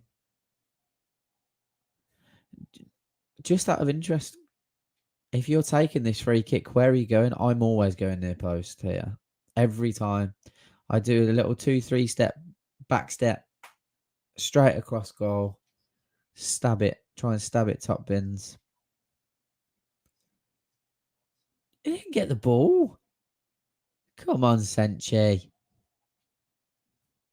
Yeah, Gordon, you got to be scoring these as professional football. Look at how much of the goal Dubravka's giving him. I'm going there all day long. It's going to take him longer to get there than the ball. I'd try and loft it over the wall, but he was definitely going in the right direction. Thank God that didn't go over the wall. We need a last minute snatch. It feels like that now, doesn't it? How has it turned into a snatch and grab at Goodison? 13 minutes on the clock, but we will have extensive stoppage time because of the protester. Gordon with the whipping. It's headed away. Maxi chasing down. Get hold of the ball. Oh, no. Jesus Christ. We do look like... What a save from Martin Dubravka. Balls come out to Gordon. Joe Willock's absolutely dived in. I don't know. We do look really leggy at the moment. Joe Willock's dived in. Gordon stepped to the right. It's bounced up. He's absolutely pinged one. Top bins off the instep of his boot. Great save from Martin Dubravka. Corner to Everton. Newcastle are looking shaky.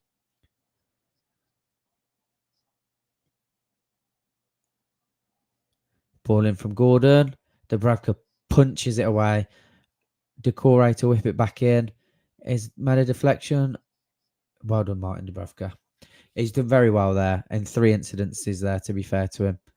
I usually complain about his chocolate wrists. Kraft looks knackered. Dan Burn looks knackered.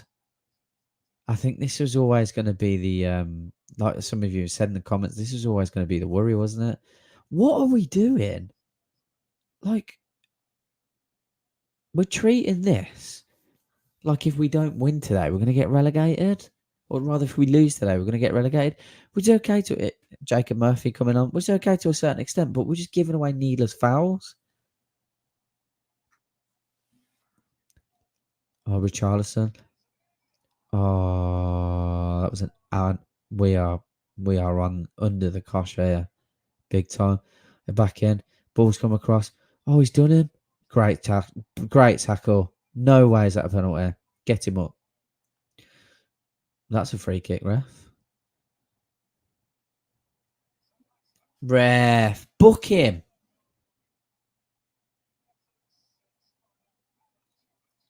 If he's not booking him,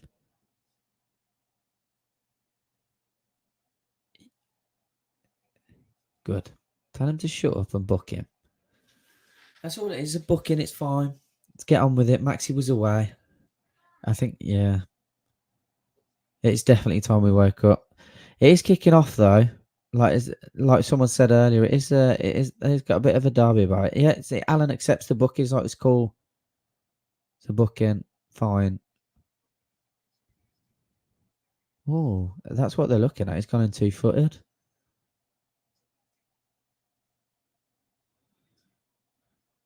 No, I'm okay with that as a booking personally. Yes, we are playing poor, James. You are right, my friend. We need to be better. If we can come out with, if we can nick a win, that is a great ball across from Richarlison. If Dominic Calvert-Lewin's in form, played, he's finishing that all day long. I'm not quite sure what Seamus Coleman's looking for there. It's a great tackle. I don't think it was a foul. No, it's muscle, isn't it? I think it's still going on. He's booked him. Just leave it. Let's move on.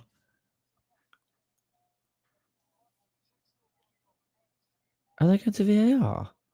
It's still being checked. Surely. Oh, yeah, he's checking for a red. Oh. I think this is harsh if you get sent for this, personally.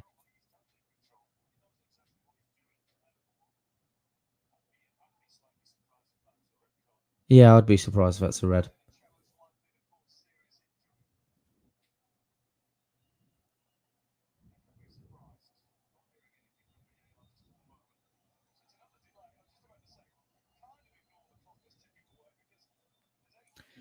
It's that, but this is the problem that doesn't give the full extent of what's happened there. It looks horrendous from that photo, but it wasn't that bad. Let's be honest. Let's give him the benefit. Oh no, he's sending him. I actually feel bad for him here because that slow motion. That's not a red card. Come on, but in slow mo, it looks horrendous.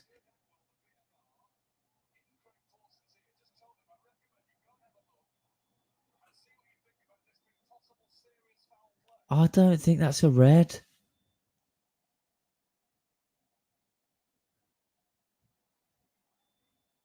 Look, it's late. It's a bad challenge. That's a soft red for me. He's giving it him as well. Look, I'm not gonna complain, but I personally think that the only reason no way, he's not scissored him like.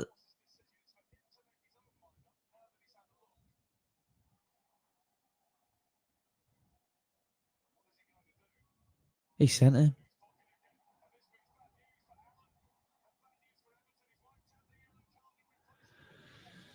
I'm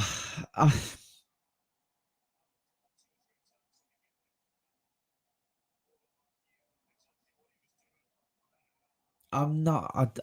Look, I'm a Newcastle fan. I want us to win.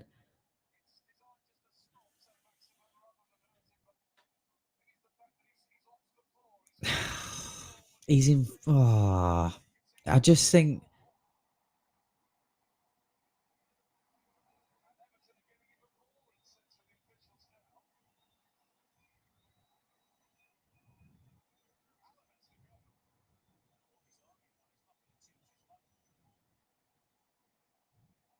Look, I can honestly understand why he's so frustrated. I don't think that's a red card. I really don't.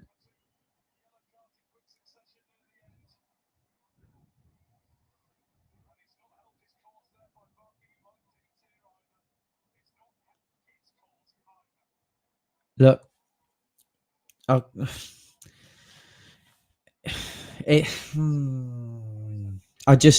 think it was harsh personally, and I think that, like I said, the fact that it's been slowed down so many times, it looks far worse. That still makes it look far worse than it actually was in real time.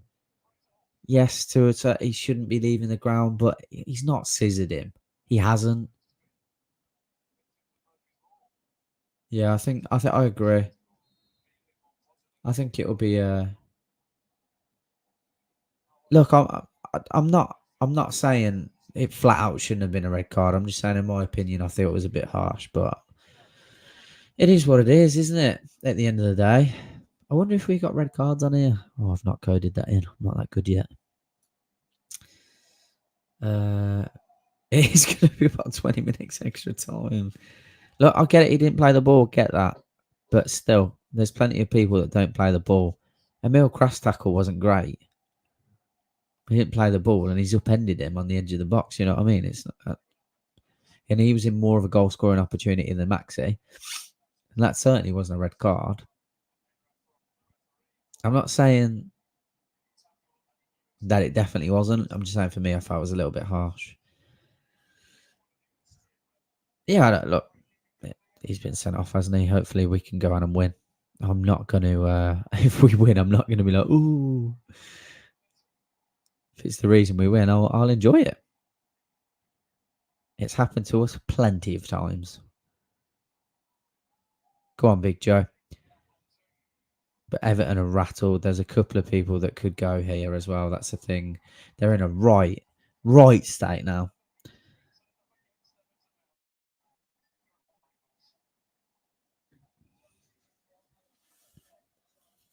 Steve. Oh, Steve, you bet. We need to win. Shit, I forgot about that. See, this is what I'm talking about with VAR. Sometimes calls go for you and sometimes they go against you. That's just 100%. Look, it's like that's a fair point. We were on the wrong end of it against Chelsea, weren't we? So it's like the universe has corrected itself. Richarlison looking tentative, looks like he's going off. He looks very, very unhappy. This Everton side are going down.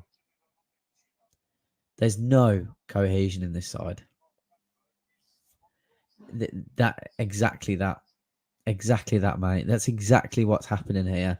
This is unbelievable individuals in this side, and they're going down 100%. I'm not even after today, even the way they've played, the way things are going, they were 100% getting relegated. They have such a tough run coming up as well.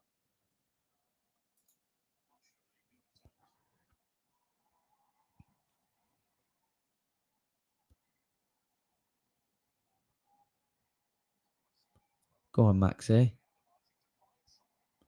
I mean, Iwobi's fouled him there, surely. He has, though. You have fouled him. Did you see the woman in the crowd giving it to Craig? To the ref as well. And then, obviously, Alan's giving it to Mike Dean massively. Still 0-0, mate. We've got scoreboard up top. That will be updated automatically. Unless you're saying I've still got it as 0-0. Ball in. Bruno on the edge of the box. Oh, it's not good enough, is it, Beb? Not good enough, baby. Oh, they are getting very, very, very desperate indeed. Very desperate indeed. Andre Gomez isn't Premier League quality. Everton are going down, in my opinion. So many problems with that side. Let's not jinx it in terms of Andre Gomez because he might bloody score.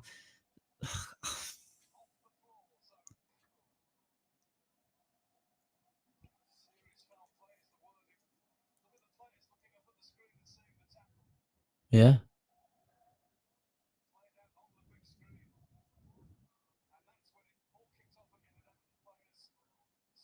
We do need to calm down. We've been like that since the first 30 minutes. In all seriousness, how much extra time do you think there will be?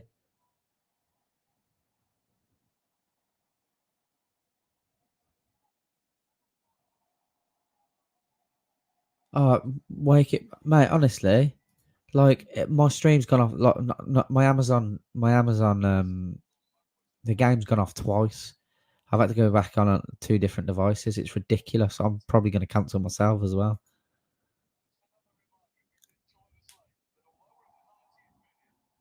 Oh, I don't know, Steve. I actually don't know. Like I kind of lost count. Maybe like as much as you've donated, like 30 minutes. It's football, but not as we know it, Jim. Oh, something to do with oil, mate. Stop the oil, they said. Oh, that's a fantastic ball in. Fantastic ball in. One of those wokies, I'll call them. The ones that aren't actually woke. Bruno out wide to, I don't know. Oh, Willock with a strike. Great save from Begovic there. Oh, we're knocking on the door now, lads. 14 minutes extra time. 14 minutes extra time. Mate, he full on bolted himself as well. Like, they couldn't get him off. There was one bloke who was hench. Very big guy. And he was like this. Trying literally, repetitively going at it, trying to get him off. Couldn't do it. It's funny. Oh dear. Matty Target from the right-hand side. Yeah, I agree, Kevin. Good ball in. Oh, is it the post? Is that the post? I'm sure he's at the post there.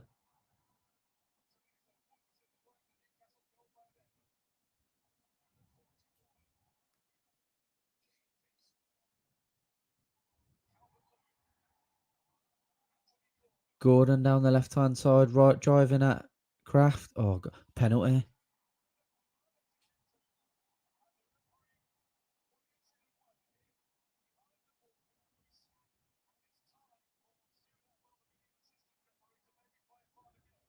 No way.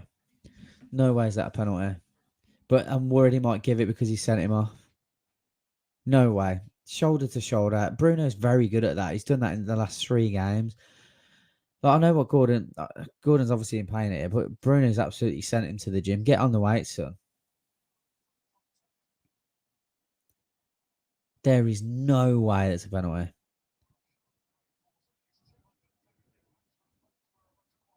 Oh, fab. Oh, I thought it was off the post. How has he hit it like that?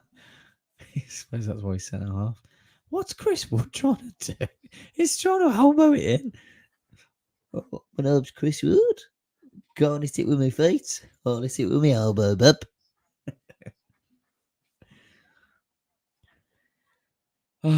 Yeah, definite shoulder. Bruno's very, very good at that.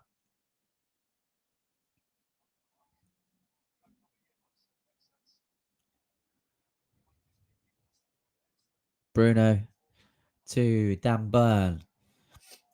Out wide to Maxi, who looks to cut inside. He's whipped one back. Could have been a great ball there. Seamus Coleman. Oh, Bruno again getting in the middle. Killed him with that pass. Jacob Murphy just too soft on the pass. Passed it back into Dan Burn, who's going to go out wide to Matt Target, who should come out wide to Fraser, but he goes back to Dan Burn, who's going to come back out wide to Fabian Schär out on the right-hand side, just inside the Newcastle half. And we have Jacob Murphy into Bruno Guimaraes. Stings it out wide. We've got Maxi on the ball now running. He's going down the left-hand side. He's beat Iwobi. Looking to beat too many. Pulls it back to Joe. Joe hits it. Blocked. Murphy with another bad touch. Dan Burn. Newcastle are on the front foot massively here now. Maxi on the ball again. Looking to have another run. He's beat Iwobi again. Still with the ball outside on the left, but he's got no one with him. Pulls it back and it's poor. That's where Maxi's got to be better. I think he was looking for a corner there, to be fair.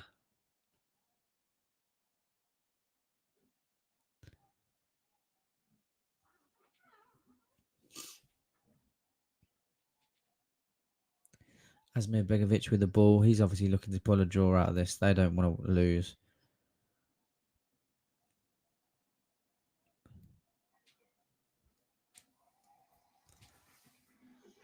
E-I-E-I-E-I-O. Up the Premier League we go.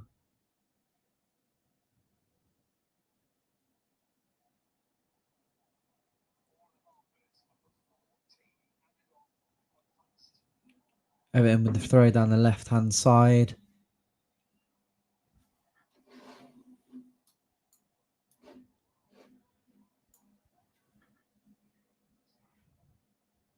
Dealt with very easily by Jacob Murphy. Fabian Schär on the ball now. He's going to go back to Dubravka. No, he goes across goal to Dan Burn. Dan Burn driving forward. He's got loads of space to run to. Everton are literally like 11 men behind the ball. Out wide to Matty Target, who's driving forward. He's giving it out wide to Joelinton, who comes back into Maxi. Maxi beats Iwobi. Is inside. Oh, it's a great challenge. Hit that. Oh.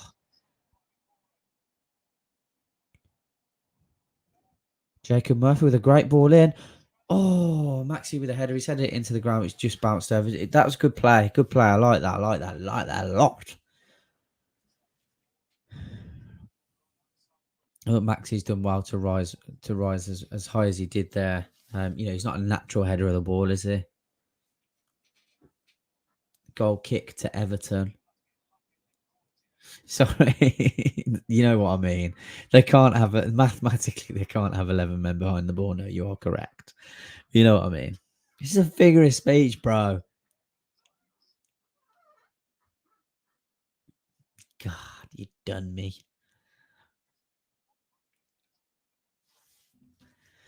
Oh dear.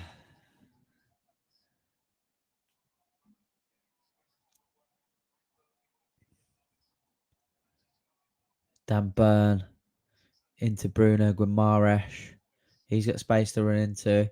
Out wide to Maxi, who's got the overlap from Matty Target. Gives it to Matt Target, who's got a Webby running. Comes off a Webby for a throw in to Newcastle. About halfway into the Everton half, we go back to Dan Burn, who's going to bring that out to Fabian Schär. Drops it off for Bruno, right in the middle of the pitch here. Wood pops it off to Maxi. Maxi's just been muscled off the ball there. That's not good enough. Dominic Calvert-Lewin, fouled by Bruno. No, ref doesn't give it. I thought he was fouled there, to be fair. Fabian Schär with a dink. He's tried them all night and not one has come off. Jacob Murphy saying, bit slippy, son. You know, they're doing curling. You need to take a bit off it. Take a bit off. I've not got that. Thanks, Malomia. It's good to have you. I love the banter. I love it. Honestly, a lot of the regulars in here tell you that I love the watch long. I'll interact with every single one of you. But I've just been too busy with life, unfortunately. So it's great to be back. We need to drive those numbers back up. But you know what? When you're enjoying it, it doesn't even matter. We just need a Newcastle win, don't we? We do need to play on the ground. We do. Do you like my t-shirt, by the way, guys? Get yourself over to artoffootball.com. Unreal. It's got loads of different kits on it. I've got loads of them. I wouldn't say I'm a brand ambassador, but they give me some free stuff every now and then when I badger them. Get yourself over. It's always like t-shirts are like £20, £25.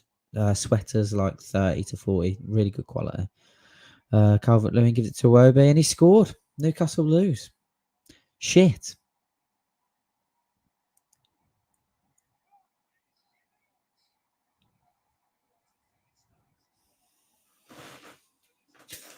Fucking hell.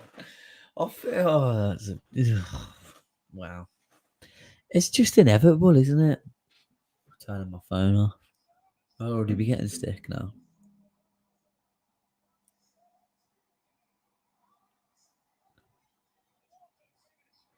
They're going to be going absolutely mental because that really does take them out of the that helps to keeping them in the Premier League after all. I don't care. They're 100% going down. Oh.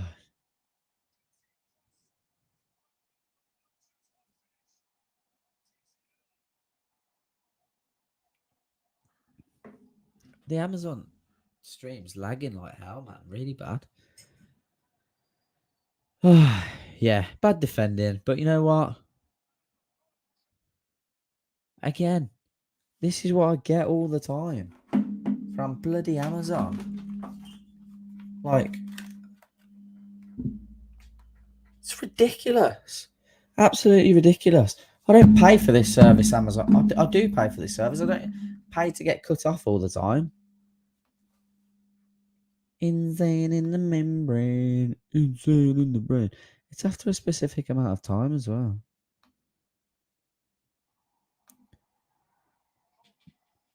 Right, we're back.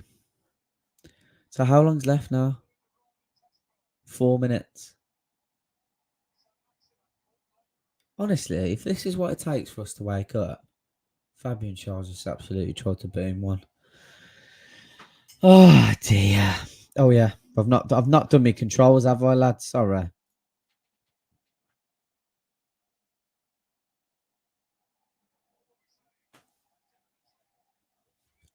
Bloody hell.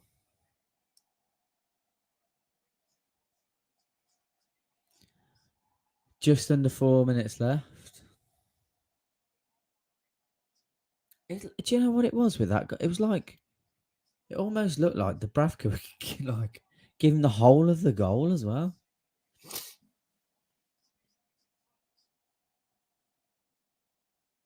He is bad in front of goal, I agree. Well, Richo, you've got to be feeling better after that, mate. You have to be.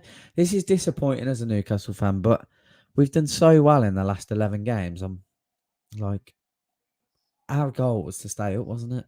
At the end of the day. Our goal was to stay up.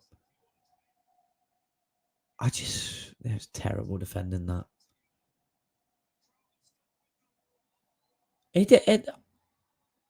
Eric, like, that's how I felt. That's literally what just happened. Pick a spot, fam. Go where you want. You got the whole goal to aim at. Do what you want to do. If you want to put it like a yard next to my hands, I ain't gonna save it, bro. No. Nope.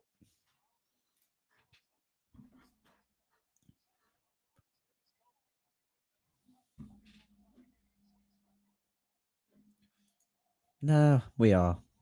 100%. We are, mate. We've had the shit. We're out of it. Watford are on like 22 points. We're like 10 points clear of them.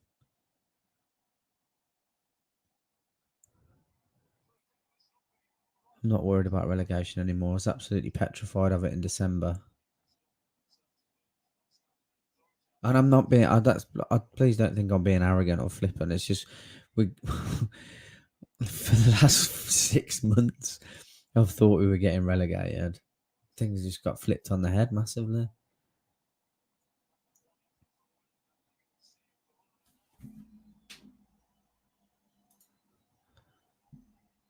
Maxi down the right hand side. Tries to hammer one across. Corner to Newcastle. There's about a minute left. And then we will have the fan reaction. I think it's obviously going to be subdued. Eric, mate, spot on, hasn't he? Like, Fabian Schär has been woeful today. Like, those passes have been ridiculous. Absolutely ridiculous. What do you guys make of ASM's performance since he's been on? This is going to be pretty much the last kick of the game, isn't it?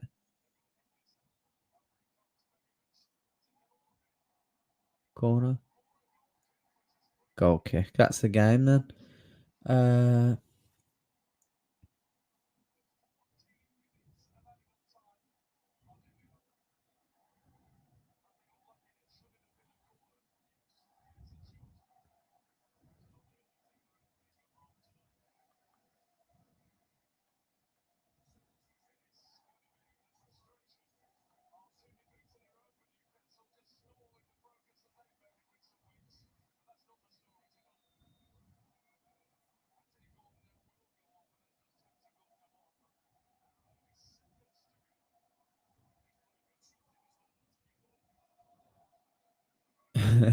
A lot. Do you know what I love? There's a lot of Villa fans in one of my WhatsApp chats, and they've all put bets on Newcastle to win tonight. The only one I feel bad for is obviously Steve. The Villa fans can go fuck themselves. Lose your money, bitches. That guy chanting himself as a postcard was a game. Oh dear. Frustrating. It is frustrating. That's we should be taking at least a point from Goodison because they have been woeful form. There's a lot of things that have probably contributed to this. We've not been good enough in front of goal, have we? We've really not.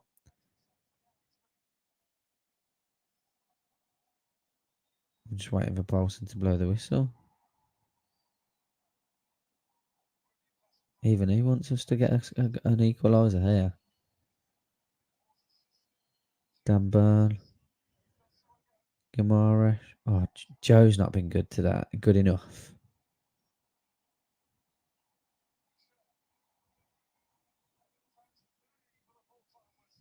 Yeah. I feel like... Oh.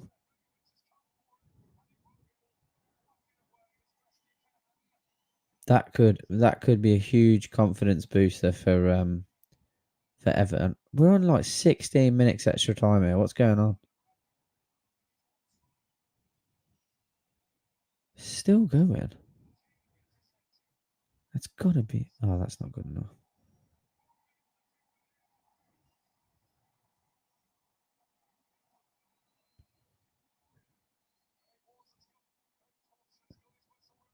Oh, it's got to be blowing, surely.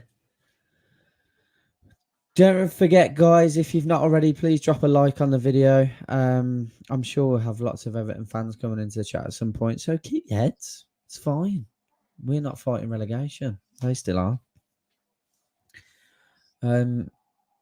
Although they still have games in hand.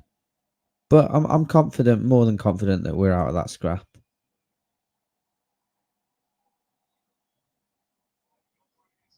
My knee is an absolute mess, but could always score, so I'm willing to put myself forward because Chris Wood is likely to hit the corner flag when he is in the net. I defend him, but he's been woeful. He has, Robber. I know. There was at least 5 minutes wasted time. Have you been watching? Oh, clearly there wasn't, Stumble. Was there? Yeah, it was an awful game. Terrible. Terrible game. Not... yeah. It's one of them, you know. I know, like, it was that... Did Everton deserve the win? I don't know. We weren't good enough for it, I don't think. Yet again, ASM loses a 50-50. We can see the goal because he has no fight in him. I don't know what's gotten into him. I didn't want to say it, but there's obviously a couple of lads in the chat have just come straight up and they were in the WhatsApp group and like, ASM's let us down again. Like, he literally doesn't... He tracks back less than Hatem Ben Arfa, and Ben Arfa didn't track back. But yeah, it does teach us to be cocky because I think a lot of us were expecting to get a win. So we've been brought down to earth a little bit, and that's okay. That guy that chained himself to the goal looked like Where's Wally? And Paul's still saying Everton are going down. But they'll all be all over Twitter tonight, the Everton fans. You know what they're like. So what I would say, lads, is just stay off it. Just stay off it. Everton have bullied, fell over, tried to grab anything they could, and they were very lucky to get 3 points. Hope they get relegated. Dirtiest team in the Prem, no doubt. Wouldn't mind Calvert-Lewin mine. He'd look good in a Toon shirt. We played like hot garbage. Very scrappy it was. It was indeed. But guys, we have the fan reaction coming up.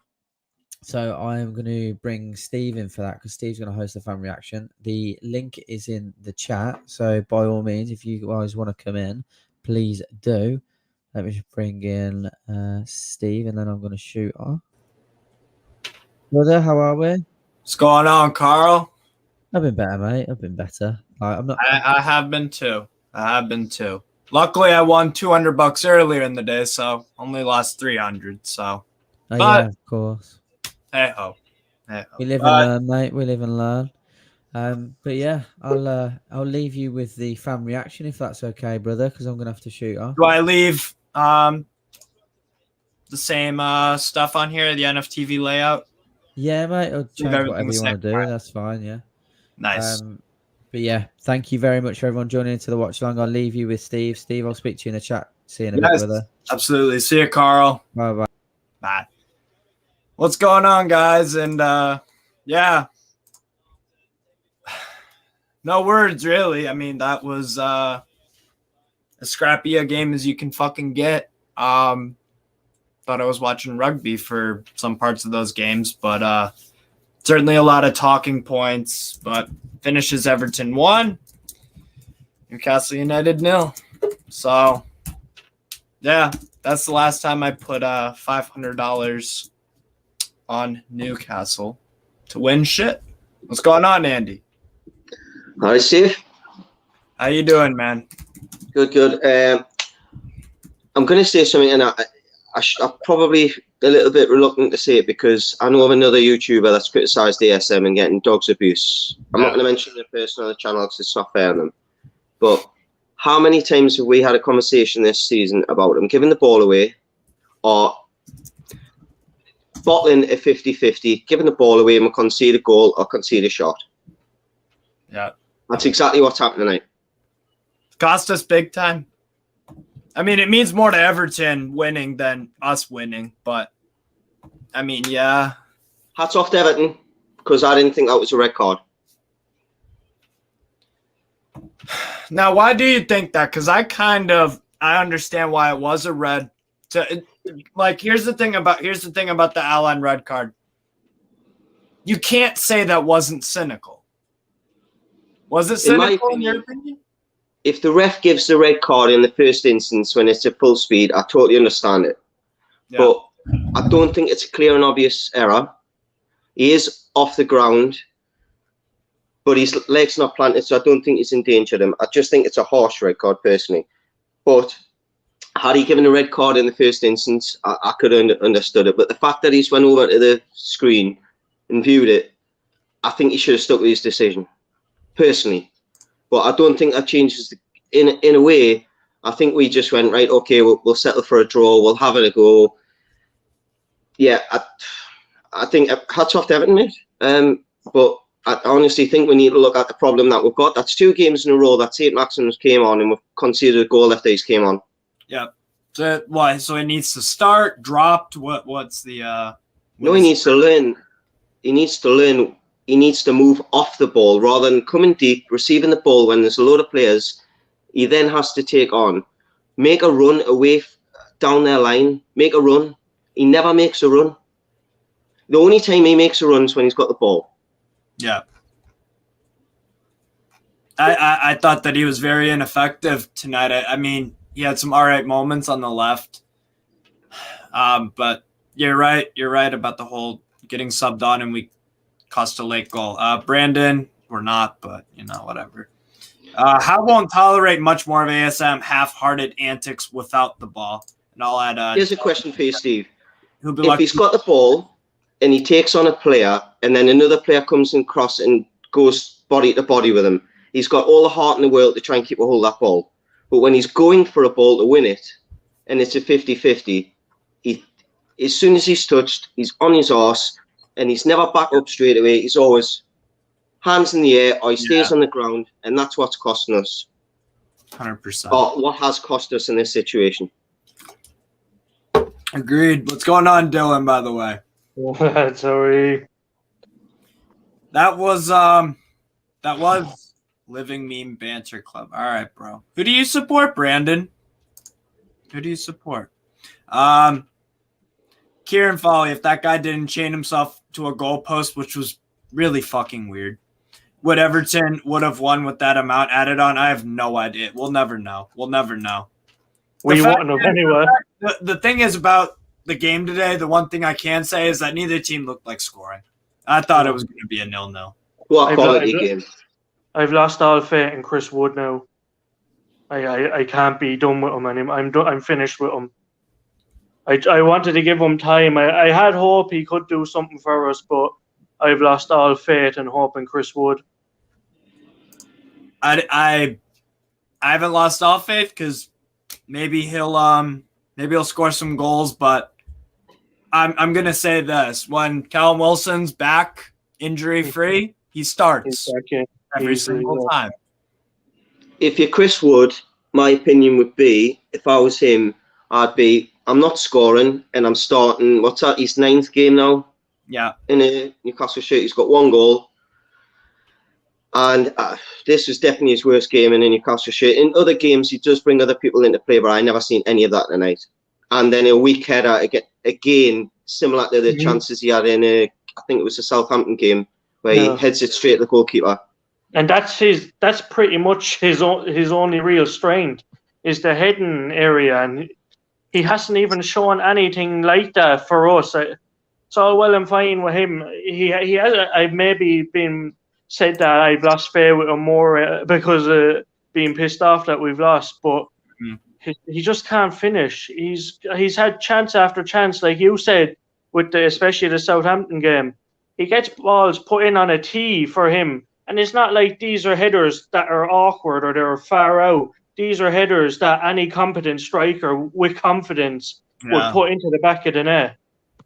Brace has put that on his head. He's not had to move. Yeah. Yeah. No, it was such a tough game. Like I said, I thought neither team were going to score, to be honest. It felt like a cup final, if I'm honest, because I got to watch the game with the volume on and everything, and it was just tense. It was nervous. It was frenetic. There was tons and tons of talking points. I mean, it come down to the last 15 minutes who wanted it more, and Everton wanted it more. Even though they were down a man. And like I said last week, people were saying, "Oh, we're safe now. We're safe now." We're not safe yet. Yeah, we are until it's mathematically. Yeah. Tonight proved that. Yeah, absolutely. We haven't the easiest fixtures coming up either. Yeah. 100%. Greg Monks. All right, what do you guys think of this? Or Connor, I'll ask you first since you just dropped in. Nice to see you. We really missed Shelvey. Do you think we did? To a degree, I think we missed somebody who could play that ball from midfield almost through the eye of a needle, because it was that tight in the Everton defence, which you have to expect, considering the situation that they're in. So if we had had a Shelvey, maybe he could have found that pass. Having said that, though, you look at the corners. All of the corners we took were great corners. There was just nobody getting into the right area to get on the end of it. Chris Wood, his speciality is supposed to be getting headers in the box. It's supposed to be he's coming in. Today he was anonymous for most of the game. You know, and you think about the fact as well. There was that moment where Begovic saves the shot from Willock, flips up. A better striker is better positioned than that. Wood is far too deep. He's got to be just half a step further back and he can head that in. And for me, he was onside. I know there was talk about if he had scored, would it have counted? It would have, because when you see this still onside, dead in line, and you've got to be more aware. But that's a tough one to take, to lose to 10 men after they went down to 10 men, which, by the way, I've got to be honest with you, I thought the referee had an appalling game. I thought he was first half and second half, especially. I'm like, what the hell is this guy doing? It's like he was reffing two different games. Everton were throwing I did not get it at all. Well, Joelinton spent more time on his horse than he did on his feet. Yeah, how many dives do you need to have before you get booked for simulation in a game of football? You know, I mean, good point. Apparently 6, 7, 8 is not enough. Well, he spent most of the time on the ground with Richarlison. He's actually picked up more bookings and scored goals this season as well. He can also go right up to the ref and put his hands on a ref and all that on a yellow card, and never mind what he's done before. But I had to laugh because I think it was Dan Byrne nudged Richarlison off the jostle into the shoulder from the free kick, and Richarlison went down holding his face.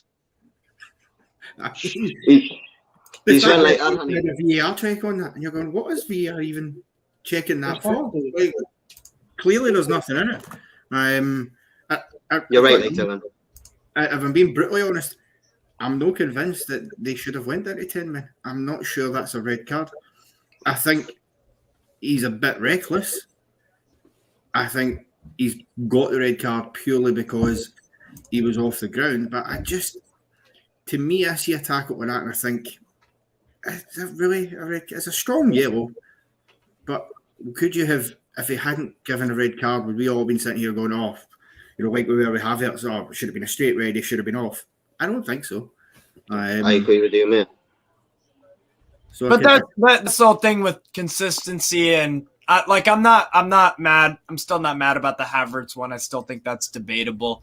The only time I'd ever get mad really is if, let's just say Allen he untied his shoes and smacked ASM over the head 50 times and there's no red card. That I'll get the Calabar challenge. That's the one where you've got a right to feel as if you've been as an injustice. It was cynical. He was, and clearly ASM had him beat.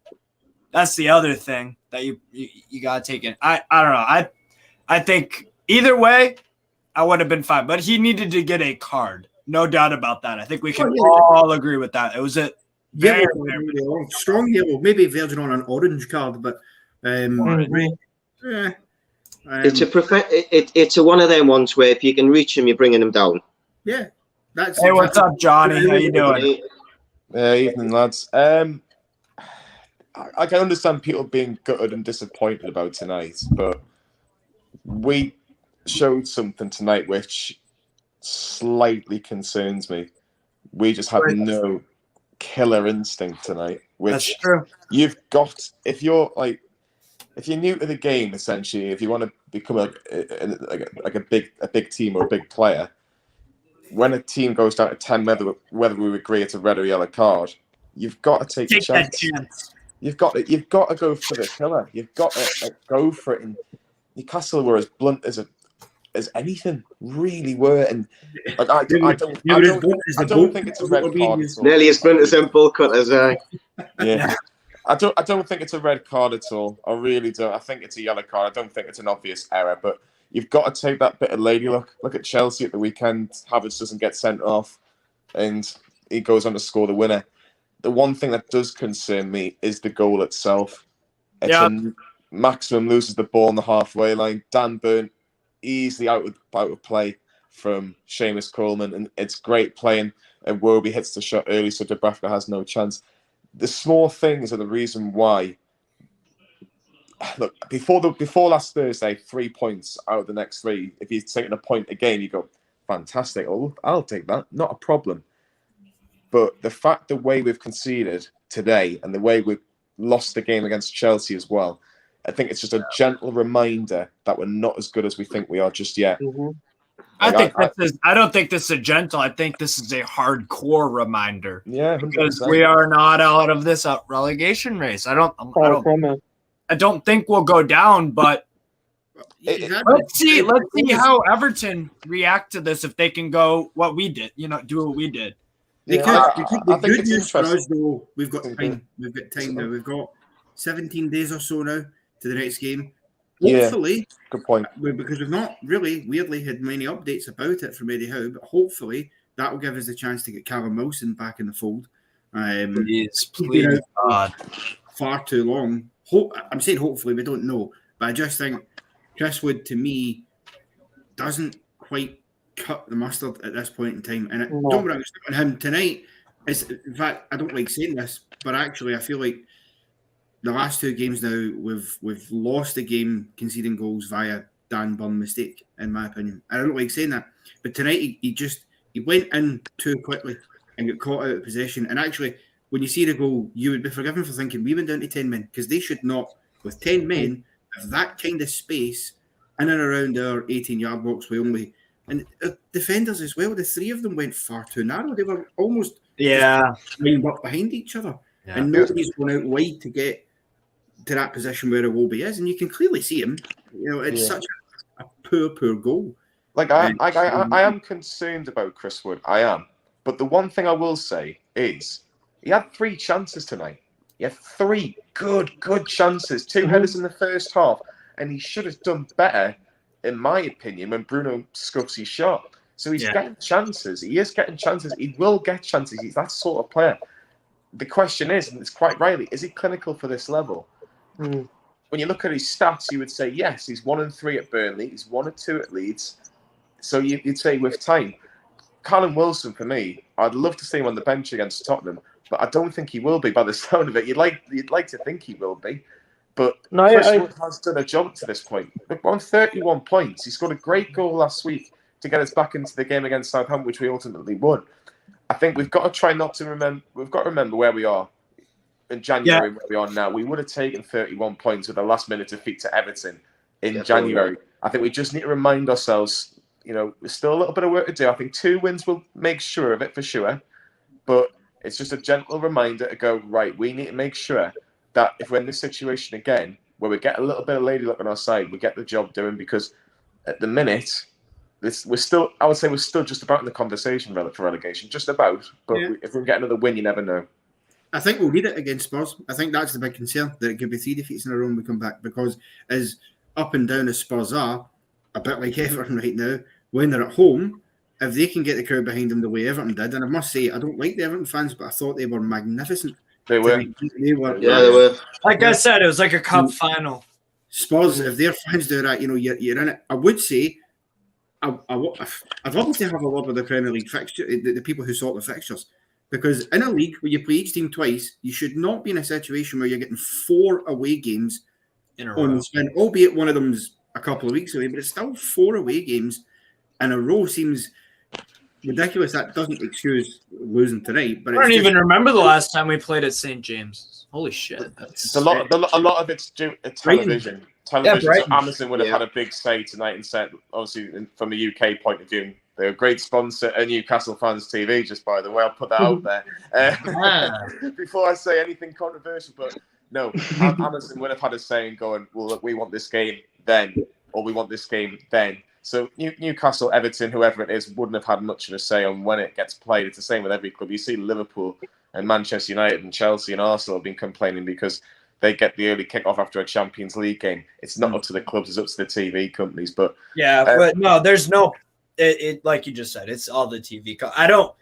And to be honest, I don't even care that we played today. I don't care that we played 4 straight. It is what it is. It's just like the VAR. Oh, we should have gotten a red card, or they should have, or they shouldn't have, or we disallowed goal, offset, all this stuff. Sometimes it works for you. Sometimes it works against you. I do. I'll just say a last point because I'm going to let you all talk and I'll get off. But the one thing I would say tonight is that when this 2-week period comes back in, you've got Jonjo Shelvey potentially coming back, maybe Callum Wilson, and I think Maxwell didn't look right tonight. He didn't look right for whatever reason. Yes, Correct. It was the right. In my opinion, it was the right decision. I think Eddie Howe made the right decision to bring him on and say, "Look, give me what you can for 20, 25 minutes." Especially the fact that within a matter of minutes he gets a player sent off. I just think tonight Eddie Howe will look at that and go, right, where can I identify how we can't do this again? Because there's not going to be many questions asked at Eddie Howe. I just think we just need to get these 2 weeks out of the way, get refreshed, make sure we're ready, because the Spurs game's going to be tough, and then we've got 2 back-to-back home games, and then Norwich. Let's be realistic. Actually, we had three straight home games. Oh, sorry, yes, you're right. Crystal Palace as well, yeah. So the Norwich game. From those 4 games, if we can get 4, 5, 6 points, then your season's done. Then you can just get through the season, and hopefully Everton, Watford, Norwich, Burnley, Leeds can battle out for survival. But that's what I'm going to go with. I'll let you crack on and chat and tell us that Newcastle are the best team in the world. And we'll Johnny. Again. I'll be at Spurs in a couple of weeks, and hopefully it'll be a little bit different anyway. Yeah, for sure. Hopefully. Yeah. See you, Johnny. That's all the best. Hey, Johnny. I wanted to touch on this comment from Steve McGarry. If Bruce was in charge, he would have been flagged off to hell. Do you think Eddie Howe deserves any criticism for today? Well, personally, I would have brought Gale on when they went down to 10 men. That would be it for me. You need a goal. You need a goal. His build-up play is not the greatest. He's not going to win huge amount of balls in the air and everything, but you're going to have more of the ball. And I've always said, when he's in a comfortable team, all the championship sides that he's ever done well in are teams that are at the top of the table, not because of his goals, but because they're a good side. Yeah. And if you dominate games, he will get you goals. Yeah. And we should have just dominated. We should have kept him in the game for me. I mean, the worst thing that really happened for ASM's game was them going down to 10 men, because they were just going to sit behind the ball and there was no space for him to run into. This is why he's got to run off the ball as well as he does on the ball. 100%. Totally agree. I think that's about the only thing, really, that you could say he should have done, because, nobody has any problem when bringing ASM on when he did. Even Jacob Murphy coming on, again, they're changes that we probably would have all made in the course of the game as it was going. But as soon as they go down to 10 men, you've got another striker on the bench. I don't care who he is, I don't care if it's Andy Carroll, you bring Get him him on. on. You know, Yeah. because that gives you an overload and it gives you a second option in and around the area. So even if Wood maybe squaffs at a short sight and misses it, if you've got another striker there free, he's got the chance to tap it in. You know, other than that, I think I get the comparison to Bruce, but I don't think it would be fair to suggest any of us have given Eddie Howe any kind of easier time than we'd give Bruce. It's just that we've been better under Howe, but there's been moments. I mean, after the Cambridge game, he did. Like, rightly so, because you're at home. I was really pissed off at him for not even putting a striker in the fucking squad. I mean, how is Gayle meant to buy in what Eddie's? I know he knows he's not going to be at the club for much longer, but how is he supposed to train and be committed to the team when there's situations where it's crying out for him to get onto the pitch and he's not even getting a look in? He must be going to training going, what's the point? Because I'm not going to get paid handsomely. I know, but I agree with you in that sense. He's got to be given some minutes in some way, shape, or form. You know, not only that, if you want to get rid of him, you've got to get some money for him, and the only way you're going to get money for him is putting him on the pitch. Mm-hmm. So exactly. Otherwise, who's going to pay for a player that isn't playing? It's as simple as that. But I get it. We've lost. Everybody's a bit disappointed. You're going to be, but I think you still have to keep things in perspective. 2 defeats in 11. You'd have absolutely snapped your arm off for that. No doubt about it. And I'm sorry, but if you think Steve Bruce would have got us just 2 defeats in 11, got us within 3 points of the top 10, you know, even with a defeat tonight, you know, clearly you need your head examined. What's going on, Paul, by the way? So I'll have you, Paul, answer this question here from Airsis. Question open for any of you to answer. Why are we actually playing Almiron? I see no use in him. He runs and loses the ball. No end product far too often. So I'll give my verdict on Miggy. I don't think it's going to work for him at Newcastle. To me, he is one-hit wonder. He'll do one thing a game, one thing that is like, that was really good. Like that moment where he beat out Holgate and crossed the ball in. That was good. Nice. And then last game, you had that nice volley. Really good save. Unlucky. But that's it. You get one thing out of Miggy, and that's not acceptable. It's just not. It's not acceptable. So that's my verdict on Miggy. What about you? I'll start with Paul about Miggy is, let's just say, you've got a really, really fancy car. Yeah. And you haven't got a good driver. Absolutely. He's got all the go faster stickers. Road runner, yeah. He can do this, he can do that. But you would like to think it's interesting because obviously Eddie Howard hasn't like started many games. He hasn't given much game time, and it's almost you think to yourself, could he be the potential manager who could put his arm around him, get to know him more, make him get used to the Premiership? He's played. I think he's played like over 100 games now. By the way, wow. Do you just need somebody who, like, put it this way, Joelinton? There's another one. Last season, you wouldn't even be bothered about not playing, not the day, but the last game that he missed. Everyone was talking about like missing him and etc. I just think he is a grafter. You cannot deny that. And absolutely. Just like how a 12-year-old would drive that Ferrari, like your analogy, a 12-year-old could drive that Ferrari, and he's gonna be like, "Oh my god, vroom, vroom, vroom." But it's a car crash waiting to happen. It's one of them. For Newcastle today, you could tell that they played Bruno in the midfield. They got Joelinton back, and they played Miggy just for the transition pass. So if any analogy, by the way, in the middle, and he's running on the end of it, he's trying to stretch them. But I can see where you're coming from the quality side, and obviously what he gives you. But when you look at other players, they haven't got that raw pace. It's a bit like a Loa. Sometimes when we had him a couple of years ago, he's got all the abilities, but sometimes he doesn't know what he's going to do, and I think Miggy's the same. 100%. What do you guys also think about Miggy? No end product. Not at all. And I think the problem is that we've had this conversation a number of times over the last year or two since he's Years, yeah. We were all behind him because at the time he was a bright spark in an otherwise very dull side, and he did at times look threatening, but it took him a long time to get his goal, and we were all willing it. When he finally got it, you thought, right, this That is was it. the Now battle sport. they'll kick on. I know he said I a remember that. nigger or two, but ultimately you can do all the running you like, and you need runners, and you can't fault his effort. No. I just don't think he's got that quality in his locker. I thought it was a terrific piece of play just before he came off, but again, the end product just wasn't really there. He cut it back for Bruno, but for me, he's got to just be, it's a poor ball, and he actually should have just been going straight across the face of the goal, because in that situation, you've got Wood in there.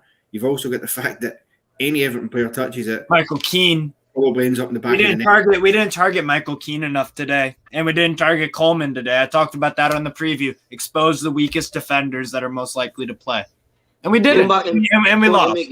Going to Miggy, Steve. For me, he's the type of player that Eddie Howe will be able to, when they're in the dressing rooms in the training ground and going, look at the ground he's running in training, etc., etc. He's going to make a point that if he can cover that amount of ground, then you should be able to. But unfortunately, like everyone's just said, the end product isn't there.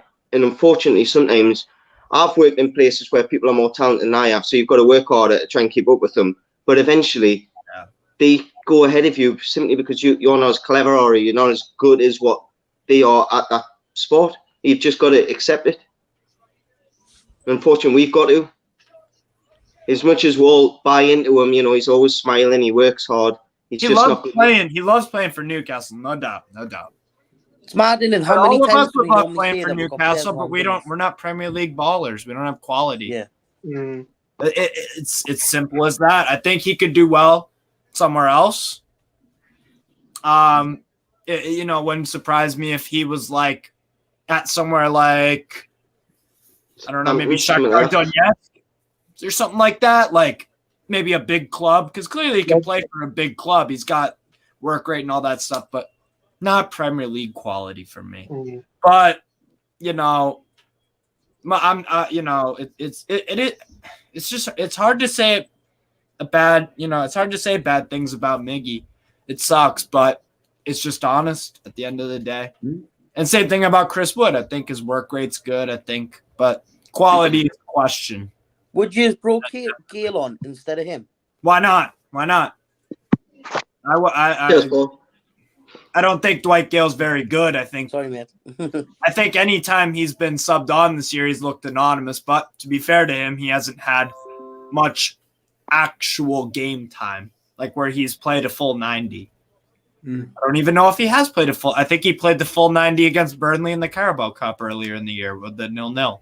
I think that was the only time he played a full 90. And that was under Steve Bruce. Yeah, and that was under Bruce. So, I mean, I don't know. Has he been given a chance under Eddie Howe, really? No, not. About as much a chance as Federico Fernandez has, more than him, but yeah. Yeah, it was just disappointing. Very, very disappointing. But well, anything else interesting about the game, guys? What did you think of Pawson? Because I thought the two halves were ref completely different. Like there was 1 minute of added on time for the first half, and that was correct. A lot of flow, maybe a foul. First 10 minutes, there were a few, but then after that, it was like a free-for-all. I think he failed to control the game at periods, didn't he? He needed to give a yellow card at times when all these little challenges were coming in. And because he didn't stamp his authority of the game, kind of just lost its pattern. Did that Anthony Gordon get booked at all? Yeah. He did. Yeah, he got booked for dissent. Dissent, eventually. Yeah. Incredibly good move for dissent, but not any of the numerous fouls that he committed. And some petrol was in particular that I can't quite understand why he didn't get booked for when he just kind of ran. Sorry, guys. I did just want to. And he said he's forearm almost into Joelinton's face, and you're going, well, that's surely. I still can't believe the damn burn one. It's a booking. But I thought the ref was so poor. And the thing is, he made a rod for his own back because he never really seemed to grasp any consistency with how he was going to deal with challenges. Because in the first half, at times for about the first 20 minutes, he let a lot of things go that you would think, they could have easily been fouls. And then at one point, it just started being a case. Actually, for about 10 minutes, every time we got a touch of the ball, it was pulled up and a free kick to Everton as soon as one of their players hit the deck. There was one in particular I thought was a disgraceful decision when Miggy won the ball from Alan. Alan just runs in, completely misses the ball, clips Miggy, it goes down. Miggy's coming away with it and he's blown for a free kick. There was also how long it took him to make those decisions. He was waiting until you were driving away, then going, yeah, it's a free kick. If you're looking to take advantage, you know as soon as the ball doesn't fall to an Everton player or a Newcastle player, it's no longer an advantage. So why are you waiting until we're halfway up the pitch? But it was a diabolical refereeing performance. There's a few times Joe Willock put it in shoulder to shoulder with people and it was just getting pulled up and you're like, for God's sakes, man, he's won the ball. However. Yeah, it's football, not netball. There is going to be contact. You have to allow for that. And he just did. But I'm not surprised because I've seen Poulsen referee loads of games and he is that kind of referee. When it comes to big pressure games, he's not the referee you want in charge. There's not many you would, but he's certainly... There are not many in the Premier League you do. Maybe an Anthony Taylor or something, he tends to handle they kind of occasions a bit better. Not always, but I think he's more consistent in how he handles it than the likes of Poulsen. I think he handled them throwing themselves to the floor quite regularly, quite well, though, I'll be honest, because there was a few times where they could have conned him quite a few times and they didn't. But he still should have been handed out bookings for it anyway. Yeah, what's your thoughts on the Dan Burnham-Ricolson where he hasn't went for the ball, he's went straight into it, the lad who's 6 foot whatever, he's went straight into his stomach. Holding his face then. The only reason I say that, and I know it sounds totally bizarre what I'm going to say, years ago, Zidane headbutted someone and I headbutted, but it was the exact same players. In the chest, contact with the ball. Yeah, I can see the point. I think they're the kind of ones, though, that you're probably... They're actually... If it's below the head, it doesn't tend to be flagged up. With ones like that. 6'7" and that, like. Yeah, well, no, exactly, but that's kind of how they see it. If it's below the head with a bars like that, you're not really going to get it flagged up. Whatever the ref's decision on the pitch is what will stay, unless it's like a sliding tackle where you're out of control. Just to change the subject, because obviously I joined the show late. Sorry, why did Pickford not play? Did he bottle it? What was illness? Illness. Yeah, right. Can't be arthritis. It must be coming around again. I'm shitting myself. I've just shit myself. Got the runs. Yep. I thought, to be fair, I thought Begovic did well for. He did. He's a good goalkeeper. Yeah, they actually had a competent keeper. Yeah, and you know what? Let's talk about Dubravka. That positioning was shit. There was a lot wrong with that, but Dubravka just. Iwobi takes it early. I think that's what it is. I think he's expecting him to be right-footed, and he's not done his homework and not realised that Iwobi's left-footed, and he's took away his left foot, and he's took it very early. I think it's harsh to. I'll be honest, I get you, but I think it's harsh to criticise Dubravka there, and I think he thinks Burn or Shaw's going to take him out at the edge of the box when Calvert-Lewin plays like a side-footed pass, and I think they're not expecting that. I think it's harsh to. I get your point. It's a hard one, that one, mate. I give your point some credit, Andy. That's fair. Even though that is true, you still wanna mentally prepare. Like, okay, get more in the middle, get more over, just a bit. Like he had a world-class save today on Anthony Gordon when he came up from the left and then cut right and then just took a shot. Magnificent save. We know he's got it. Dubravka in his locker. I just thought he should have done better, but he's not the only one. Dan Burn again, second game in a row, where you can see the late winner because of the positioning on the counter. What As made much it as I hate worse for women, me, bang though, on, mate. He should have done better. I mean, made it Dan worse- Burn's been great, but again, I'm fair with my criticism and I'm fair with my praise. Dan Burn's fucked up twice in a row now. 1-0, 1-0. So hopefully he It's can improve. discipline in it.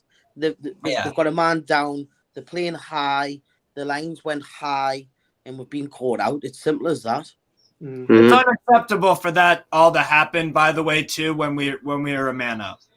I think the problem is, though, sorry to interrupt there, Steve, though. The Go problem ahead. is we have got such a high line when Saint-Maximin gets the ball. The two Yeah. centre-backs have got about Oh, it's 20, just 25 man. foot between them. Mhm. As soon as we lose that ball goes right in front of them two in the panic.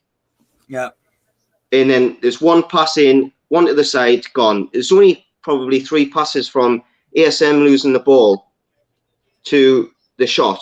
I think there's probably only 2 passes. It happened so quickly that they were not accept. I think they were on the verge of stepping up because they thought Saint-Maximin was going to come out with the ball. But heart the size of a pea at times, mate. Maximum's such a great player, but to bring him onto a game, I know the game was very boring and etc. But to bring him onto a game like that where you need discipline, it's like watching somebody play on FIFA, and because they've got all his skills and peers, he does all this and then he loses it. And anyone else, if they lose it, they try and retain the ball. They graft. Yeah. He's just got his hands up. He's like a spoiled kid. It noises at times. That's the only bad thing about his game. He's 100%. probably the most talented player on that pitch. But the most frustrating to watch. By a mile. But you've got to do the hard stuff. Otherwise that happens. Anyways, I'm going to go because my internet's not went off yet and I'm going to quit while I'm ahead. See you later, lads. Yeah, man. Yeah, Take care. Take it. Yeah, I actually, so about 5, this isn't Newcastle related, but it does have to, it's still football. Andrei Yarmolenko actually scored for West Ham in extra time, and that could be the winner against Sevilla in the Europa League. That's his 2nd straight goal for Yarmolenko. Just a great, like I said, nothing to do with Newcastle, but on a human level, brilliant. What a fair play to West Ham. Huh? Fair play to West Ham. I mean, they're a few minutes away from beating a team like Sevilla with incredible pedigree in the Europa League. So this would be huge. And they haven't done it by spending huge amounts either. Yeah. No. Yeah. I hope tomorrow when the draw comes, I hope we get West Ham v Rangers in the quarter. Oh, the battle! That would be a battle of fucking Britain. That would be an excellent game. I would not want to be a police officer working that game. No. But no, I just wanted to give Andrei Yarmolenko my some credit. I mean, that's fucking crazy that his country is involved in war and his family's still home, and he's managed to turn that into 2 game winners. Yeah, you can't pay out with it. On a Thursday and a Sunday. That's crazy. So shout out to Yarmolenko. That's all I have to say. I'm gonna pop off now, lads. So I'll talk to you hopefully on a more positive note in 2 weeks, just over 2 weeks.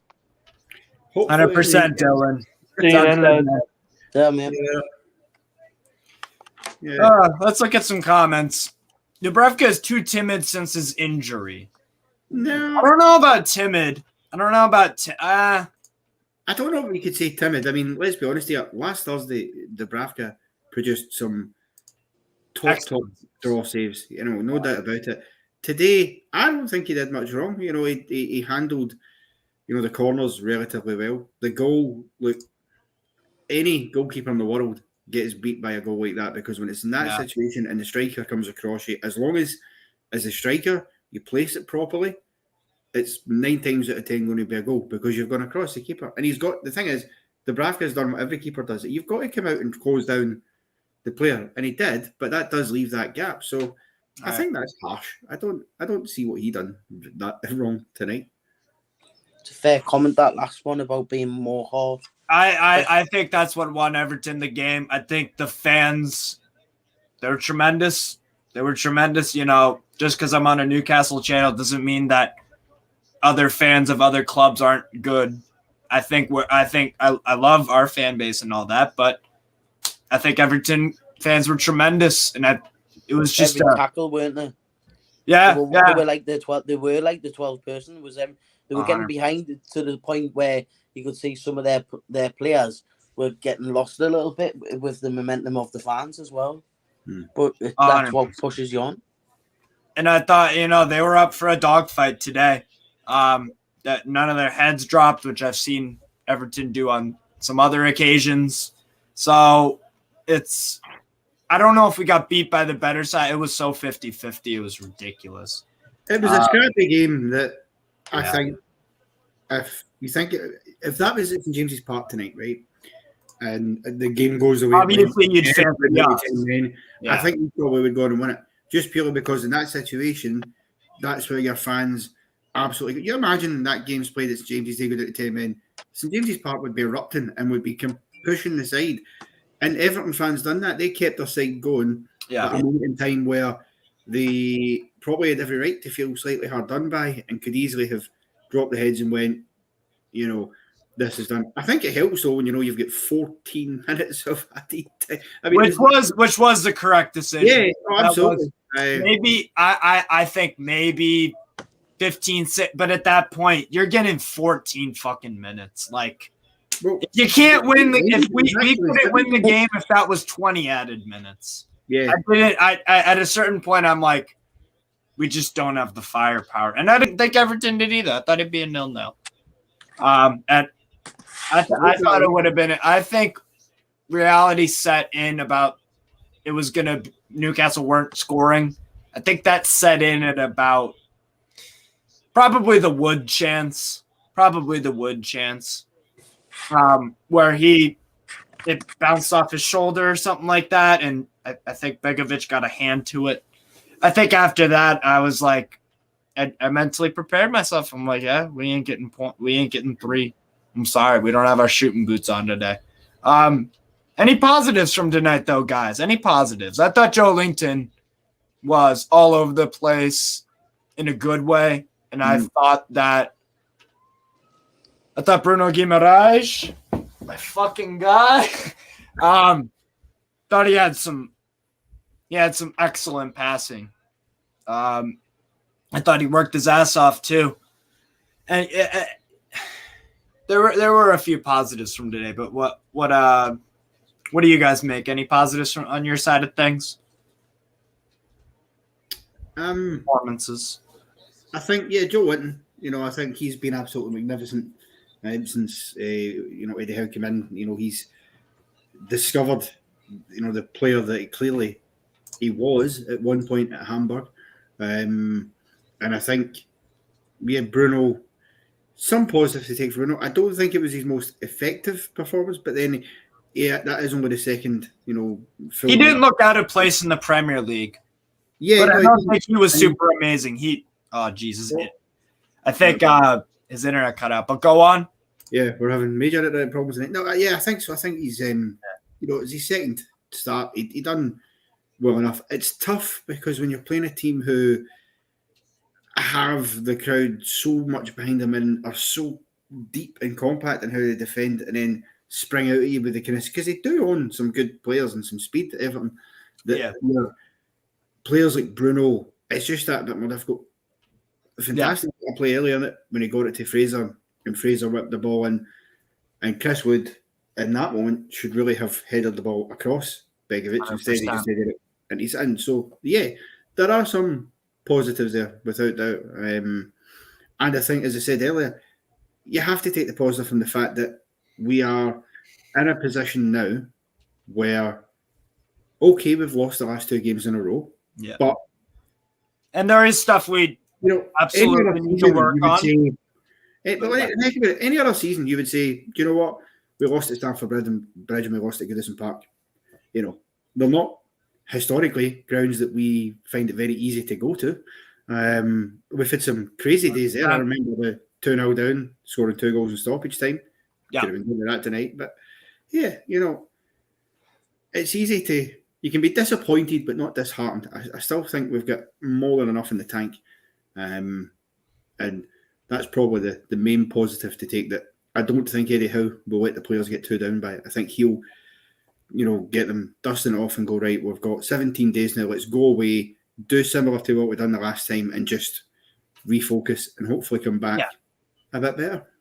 With it, if we look at our next game, we're facing an inconsistent Spurs side. I think out of their past 15 games in all competitions, they've won 7 and lost 7. And a lot of those have been win, loss, win, loss, win. It's all over the place with them. All over the place. They're losing. They lost to Burnley, lost to Man United, and then it's like, but then they beat, who had they beaten? They beat Brighton the other day. It's just, it's all over the place for me with like Tottenham. So that to me is a crapshoot. I don't know what will happen that game. I'd have to think about it. And injury, if Callum Wilson could come back, I'd feel much better about getting points. Well, let's not forget, the last time we played Spurs, and we're a different team now. We're a better team than we were then. But I think Spurs scored the first goal. That was Steve Bruce's last game, and it was new. So there was a lot of buzz about that, and especially when Wilson scored Swelly, you thought, oh, here we go. But so they are a team you can score goals against. That's absolutely for sure. But we have to be more clinical. We have to punish 100%. More than we did tonight. Because Everton, in the first half in particular, in terms of the entire game, we had more efforts on target than them. We had more. I think they only had 2 on target in the whole game, maybe 3. With more time on the ball and in the box, we just weren't clinical. And when you're playing teams like that, and they're at home, 1 goal is all it can take to really, that rocks the place and knocks the stuffing out of the fans, and that brushes onto the players. So, but there's every chance we get a result against Spurs. But Johnny was right earlier. The main focus is then that run of home games, because I think we got 3 straight against Wolves, Leicester, and Palace. Yeah, and we've won the last 4 at home as well. So you've got to feel confident in the home form. So that's the positive. I don't think anybody needs to get fair comment, by the way, from Derek. I'm not even going to try to pronounce that. I think that last name's either definitely Balkan. I would put my money on that. That's a Balkan, maybe Czechak. But Derek, we'll call it Derek. Derek says, felt like they let it linger from the weekend. They were unable to get over it from the loss on Sunday. That's possible. That's possible. And that kind of thing happens to every sports team. Like, you get a hard loss, and the next game, it's not easy. It's not an indictment on the team or anything, but I think that's fair. Yeah, but then, it's that guy, so you basically nailed it. Wow, I actually was kind of close with my guess. What's your last name, Derek? Is it Balkan? Did I get that part right? Go on, Connor. Sorry. No, I think I'm getting into this. I point to that. I think when you lose a game in the manner we did against Chelsea, when we were so good, we were so organised, hardening a bit, when we were denied an absolute stone wall penalty kick, you can see why that disappointment is going to be there. But then the flip side, Everton lost a tough game at the weekend as well, and managed to get the win tonight. And overcome being down to 10 men in the process. So sometimes you just need to forget ones like that and look to the next one and go, okay, it's winnable. And then particularly when they get down to 10 men and the amount of time they're going to have to play with that, because stoppage time's coming, you're thinking, right, let's go and really put the pressure on here and get the win and see how they can handle with us. And I think it comes down to that more than anything else. But listen, Sunday was tough, and we all know that VAR needs to be seriously examined, because it cannot go on in the way that it has been. But it will. That's the crazy thing. It will. But how many poor decisions, or blatant decisions? I mean, you look at the penalty we should have got against City. The keeper wipes out Ryan Fraser. Stephanie. The excuses they're given don't make any sense when they say, well, yeah, but the ball was nowhere near. And you get to a point where you go, right, that's now 2 blatant penalties we've denied for the worst excuses. Other teams have had shocking decisions as well. There was the one, I can't remember what keeper it was, cleaned the boy out, nearly took his head off, didn't even get a yellow card. If you go back to the Liverpool Palace game, I think a month or 2 ago with Jota, which I think was actually the correct decision, but A lot of people thought that was not the correct decision on that. What was it? I forget that play, but that was a very controversial one. I mean, it's all over the place. It is all over the place. It's the mentality. Because the mentality is they're looking at it going, is that a clear and obvious mistake from the ref? That's such a flawed mentality because you look at the penalty the weekend, and I will go back to it. The referee in that situation, I don't blame him for not giving the penalty because he's got 4 players right in front of him. He can't actually fully see what's happened there. Right. So therefore, you technically can't say it's a clear and obvious error by the ref because he can't see it. But then in the VAR's mind, for some reason, because they've got that mentality, that then means they can't give it. No, it's not. You're supposed to be there to help out in exactly that kind of situation where the refs missed it for one reason or another, whether it's a bad error, clear and obvious error, or whether it's they just couldn't see it. Right. That's what you're there to do. And you're there to come in and go, is that a penalty? Is it not? Not judging whether somebody was held enough to go down. Since when did, the VAR referees also become the adjudicators of when it is enough for a player to go down? At the end of the day, he said his shirt ripped off his back nearly. The players had a couple of nibbles at him and he's gone down. I've seen penalties given for much less. See West Ham's at St James's Park earlier in the season. So it needs, and even tonight, if I was an Everton fan, breathe a sigh of relief, we got the win. But I would not be. No, Alan next game for them. Who knows how that's gonna big impact for them. He's a huge player for them. Remember the Sheffield United Aston Villa ghost goal?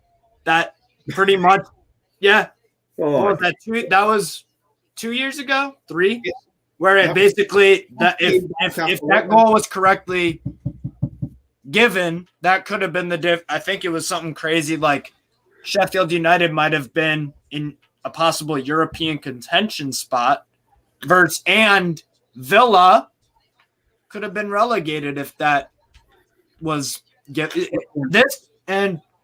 but that's the thing. That was 2 years ago and nothing has changed. So why should I expect it? I don't. And like I said, I say this every fucking stream. The Premier League thrives off of controversy. You know how much it doesn't matter if it's England or the UK or whatever on Sky Sports, they're going to be talking about that red card decision on Alan, and this pundit's going to give his take, and this pundit's going to be like, no, it's definitely a red, and then they'll bring a ref on and be like, oh, it was a red, yeah, and then social media comes into it. We're talking about it now. Any publicity is good publicity. Why do the Premier League don't want to fix it? They don't want to. But the referees need to lead this as well, though. Because they to me, I just wish for once when you saw a referee go over to the screen, you didn't automatically know what he was going to do. Because you do. 9 times out of 10, that's he goes to the screen, he's going to change his mind. The only time, actually, that I've seen that happen, but a couple of times where we've done that and it's been so wrong. Sometimes when they go up to the screen, you just think, this is a colossal waste of the next 5-10 minutes because we all know, you're going to make that decision. And sometimes it's because they're showing freeze frame. Sometimes it's like, I know it's not Newcastle related, but you look at Rangers Borussia Dortmund's second leg. Perfect. Morelos nicks in front of the defender, Mats Hummels, who then kicks him in the back of the heel, but the ref's not been given all of the proper angles, so can't make the right decision. Right. Today, the first thing Graham Paulson saw when he went up to the screen, because you saw it on the television, was the freeze frame of Alan's leg being sort of straight and just about making contact with saint-maximin. That's the first image he's had. So as soon as he's seen that, for me, because he's been given that freeze frame picture, he's immediately going, I'm going to send him off. I'll watch the rest of the clip. But at that point in his head, he's already thinking. You made up your mind, and why would any human, once you have your mind set on something, it's pretty hard to change your mind. First impressions are everything. You hear it throughout life. First impressions are everything. You can't ever get a redo of a first impression of a person, picture, whatever the hell, a video. The first impressions are everything. And you're 100% spot on with that. So, but yeah, like I said, I don't bother talking about the refs so much because, like I just said, the Premier League don't have motivation to fix it. I think at worst, it's corruption. At best, it's more publicity for the Premier League. Well, yeah, but the worry is Yarmolenko should be getting, and I hope he will, and I think he will. He should be getting much more discussion and talked about his efforts, this week for West Ham, scoring 2 game winners when his country is in war. That should be talked about more, but wouldn't be surprised if that Alan thing gets more press time and more social media stuff and all that. I think if Everton hadn't nicked that goal at the end, it would have got a lot more. I still think it will, because it's always a major discussion. Oh, yeah. And actually, when you were talking about Dan Burn, I actually kind of was thinking, I just wonder if that red card hadn't been given in a strange sort of way, I'm not sure we conceded that goal, because we wouldn't have come out. Who knows? Yeah. We did. We were compact. It's not to say it wouldn't have, but because 11v11 we were under pressure, we were quite sort of tight. We weren't getting out a lot, which was frustrating. You think maybe, that's the problem. Referees don't really face the consequences when they make the mistakes. It's the football clubs, it's the fans, it's managers who lose their jobs because they can live or die. If they must win game, you need to win this, and you lose it because of a bad VR decision, you've lost your job. That's the kind of frustration. And the big worry is next season, I think they're bringing it to the Championship and things, which on one hand will be good for the Cups, because I'm fed up seeing Cup games when you go to a Championship team and there's no VR because of the Championship team, but there's VR at all Premier League. FIFA should be able, with all the money, and I do say this a lot, especially when we have these VAR things. You're absolutely right. If it's Chelsea versus Norwich and it's at Carroll Road, they have VAR because they are a Premier League club. If it's Chelsea versus Norwich the next year when Norwich get relegated and it's at Carroll Road, they won't have VAR. How the fuck does that make sense? What the fuck is that? It's stupid. It's absolutely stupid. And do you know another thing they should do? They should make up the referees properly. See, like they do. I don't know if you might have seen rugby. There's Americans have got a rugby team. You've got the TMO in rugby. Those referees are mic'd up. You can hear on the television. NFL, same thing in the NBA. The sports in America have it. Yep. Referee explains the decision during the game. You can hear everything they're saying in the NFL as well. If a touchdown's not been given or is being given, a penalty. You can hear the reason why. The ref is actually, you can specifically, then you've got a better idea. So tonight, if Paulson's got up to the screen, mic'd up, he's went, yep, okay, thanks for the wrong decision. I'm giving a red card because such and such a reason. At least then you get it. You go, okay, might not agree with it, but I know exactly what has led him to make that decision, because he's telling you that's same repeatedly on Sunday. If the refs are mic'd up, we'll hear why that's not been. And I think that might just make them get more decisions right, because they will actually have to explain why they're making the decision instead of just being able to sit anonymously and nobody has any idea what's going on. I know. Yeah. I don't know, man. I don't know. It's crazy. But we'll wrap up the show pretty soon. But first, like I try to do every time, what's one word to describe today's game, guys? What's your one word? I'm going to do mine. It's pretty easy. First thing I thought, chaos. No quality, barely any quality. The only quality we saw a few times from Bruno, that shot from Anthony Gordon was very nice. Quality save from Dubravka, but that's it. That's really it. And then the goal for Everton was well worked too. I thought it was smart from a striker too. Nice clean feet to get it to Iwobi, perfect way to pass, and the quality finish from Iwobi. Other than that, though, it was diving, challenge it. It was chaos. It was chaos. The fucking idiot tying himself to the post or whatever the hell. Like, that chaos. Jesus. Aye, that was. By the way, how the fuck did that guy? How does a fucking guy chain himself to a fucking post so quickly without someone tackling him? Well, I don't know, because I never saw it, but I seen it last night. A similar thing nearly happened in the Liverpool Arsenal game. Apparently, somebody tried to do the same, but the stewards there were more alert and tackled him and stopped him. But that guy, I mean, because it's not something that takes a couple of seconds to do. You can't just run and go, bang on. I would say at least a minute. Get it round the post, then called it. I want to know what his zip code was made of, because bloody hell, it took him a long time to get it off. I mean, you saw the big bolt cutters come out and you saw how tight it was. You thought, that's a delicate one. one false move and that guy's neck's gone. But Right. and I've got to say, the fan who came on after he had been taken off the post and was being moved, I'm sorry, but he's an idiot too. What are you doing? Yeah. The police are there, the stewards are there, they're moving. They should have stopped them beforehand. How they got through, I don't know. But why are you going on? Because now you've been ejected for the game as well, because you thought, what a good idea it is for me to go on after he's already been taken off the post. Just get him. And it lets down an occasion for the Everton fans where they were probably the best you'll have seen them all season, which is say through gritty. Best I've ever seen. And those two just slightly let it down a bit with their idiocy. I also don't understand what this obsession with television cameras are to constantly pant him and give them time. When he's being moved away, they're panning over to see him going, don't give him any more bloody air. Just keep on the pitch. Nobody wants. He's gone. We don't care what happens when he's going round the side of the pitch. Just be gone with him. So it's pathetic. And you know what? Tying in with my whole, I don't even think it's a theory anymore. I think it's just kind of established, but maybe people don't realize it. The Premier League thrive off controversy. There's so much to talk about with this game. There's so much to talk about with this game. So much. Ref, red card, this fucking weirdo tying himself to a goalpost, this fucking, the cameras, this, that. There's so much to talk about. There is so much to talk about. The fact that, I don't even know. I don't even know. But I'm going to go with chaos is my word. And definitely smash the like. I don't know who the hell's on commenting that. But yes, smash the like. Graham Taylor's words disappointed. What's your word to describe the match?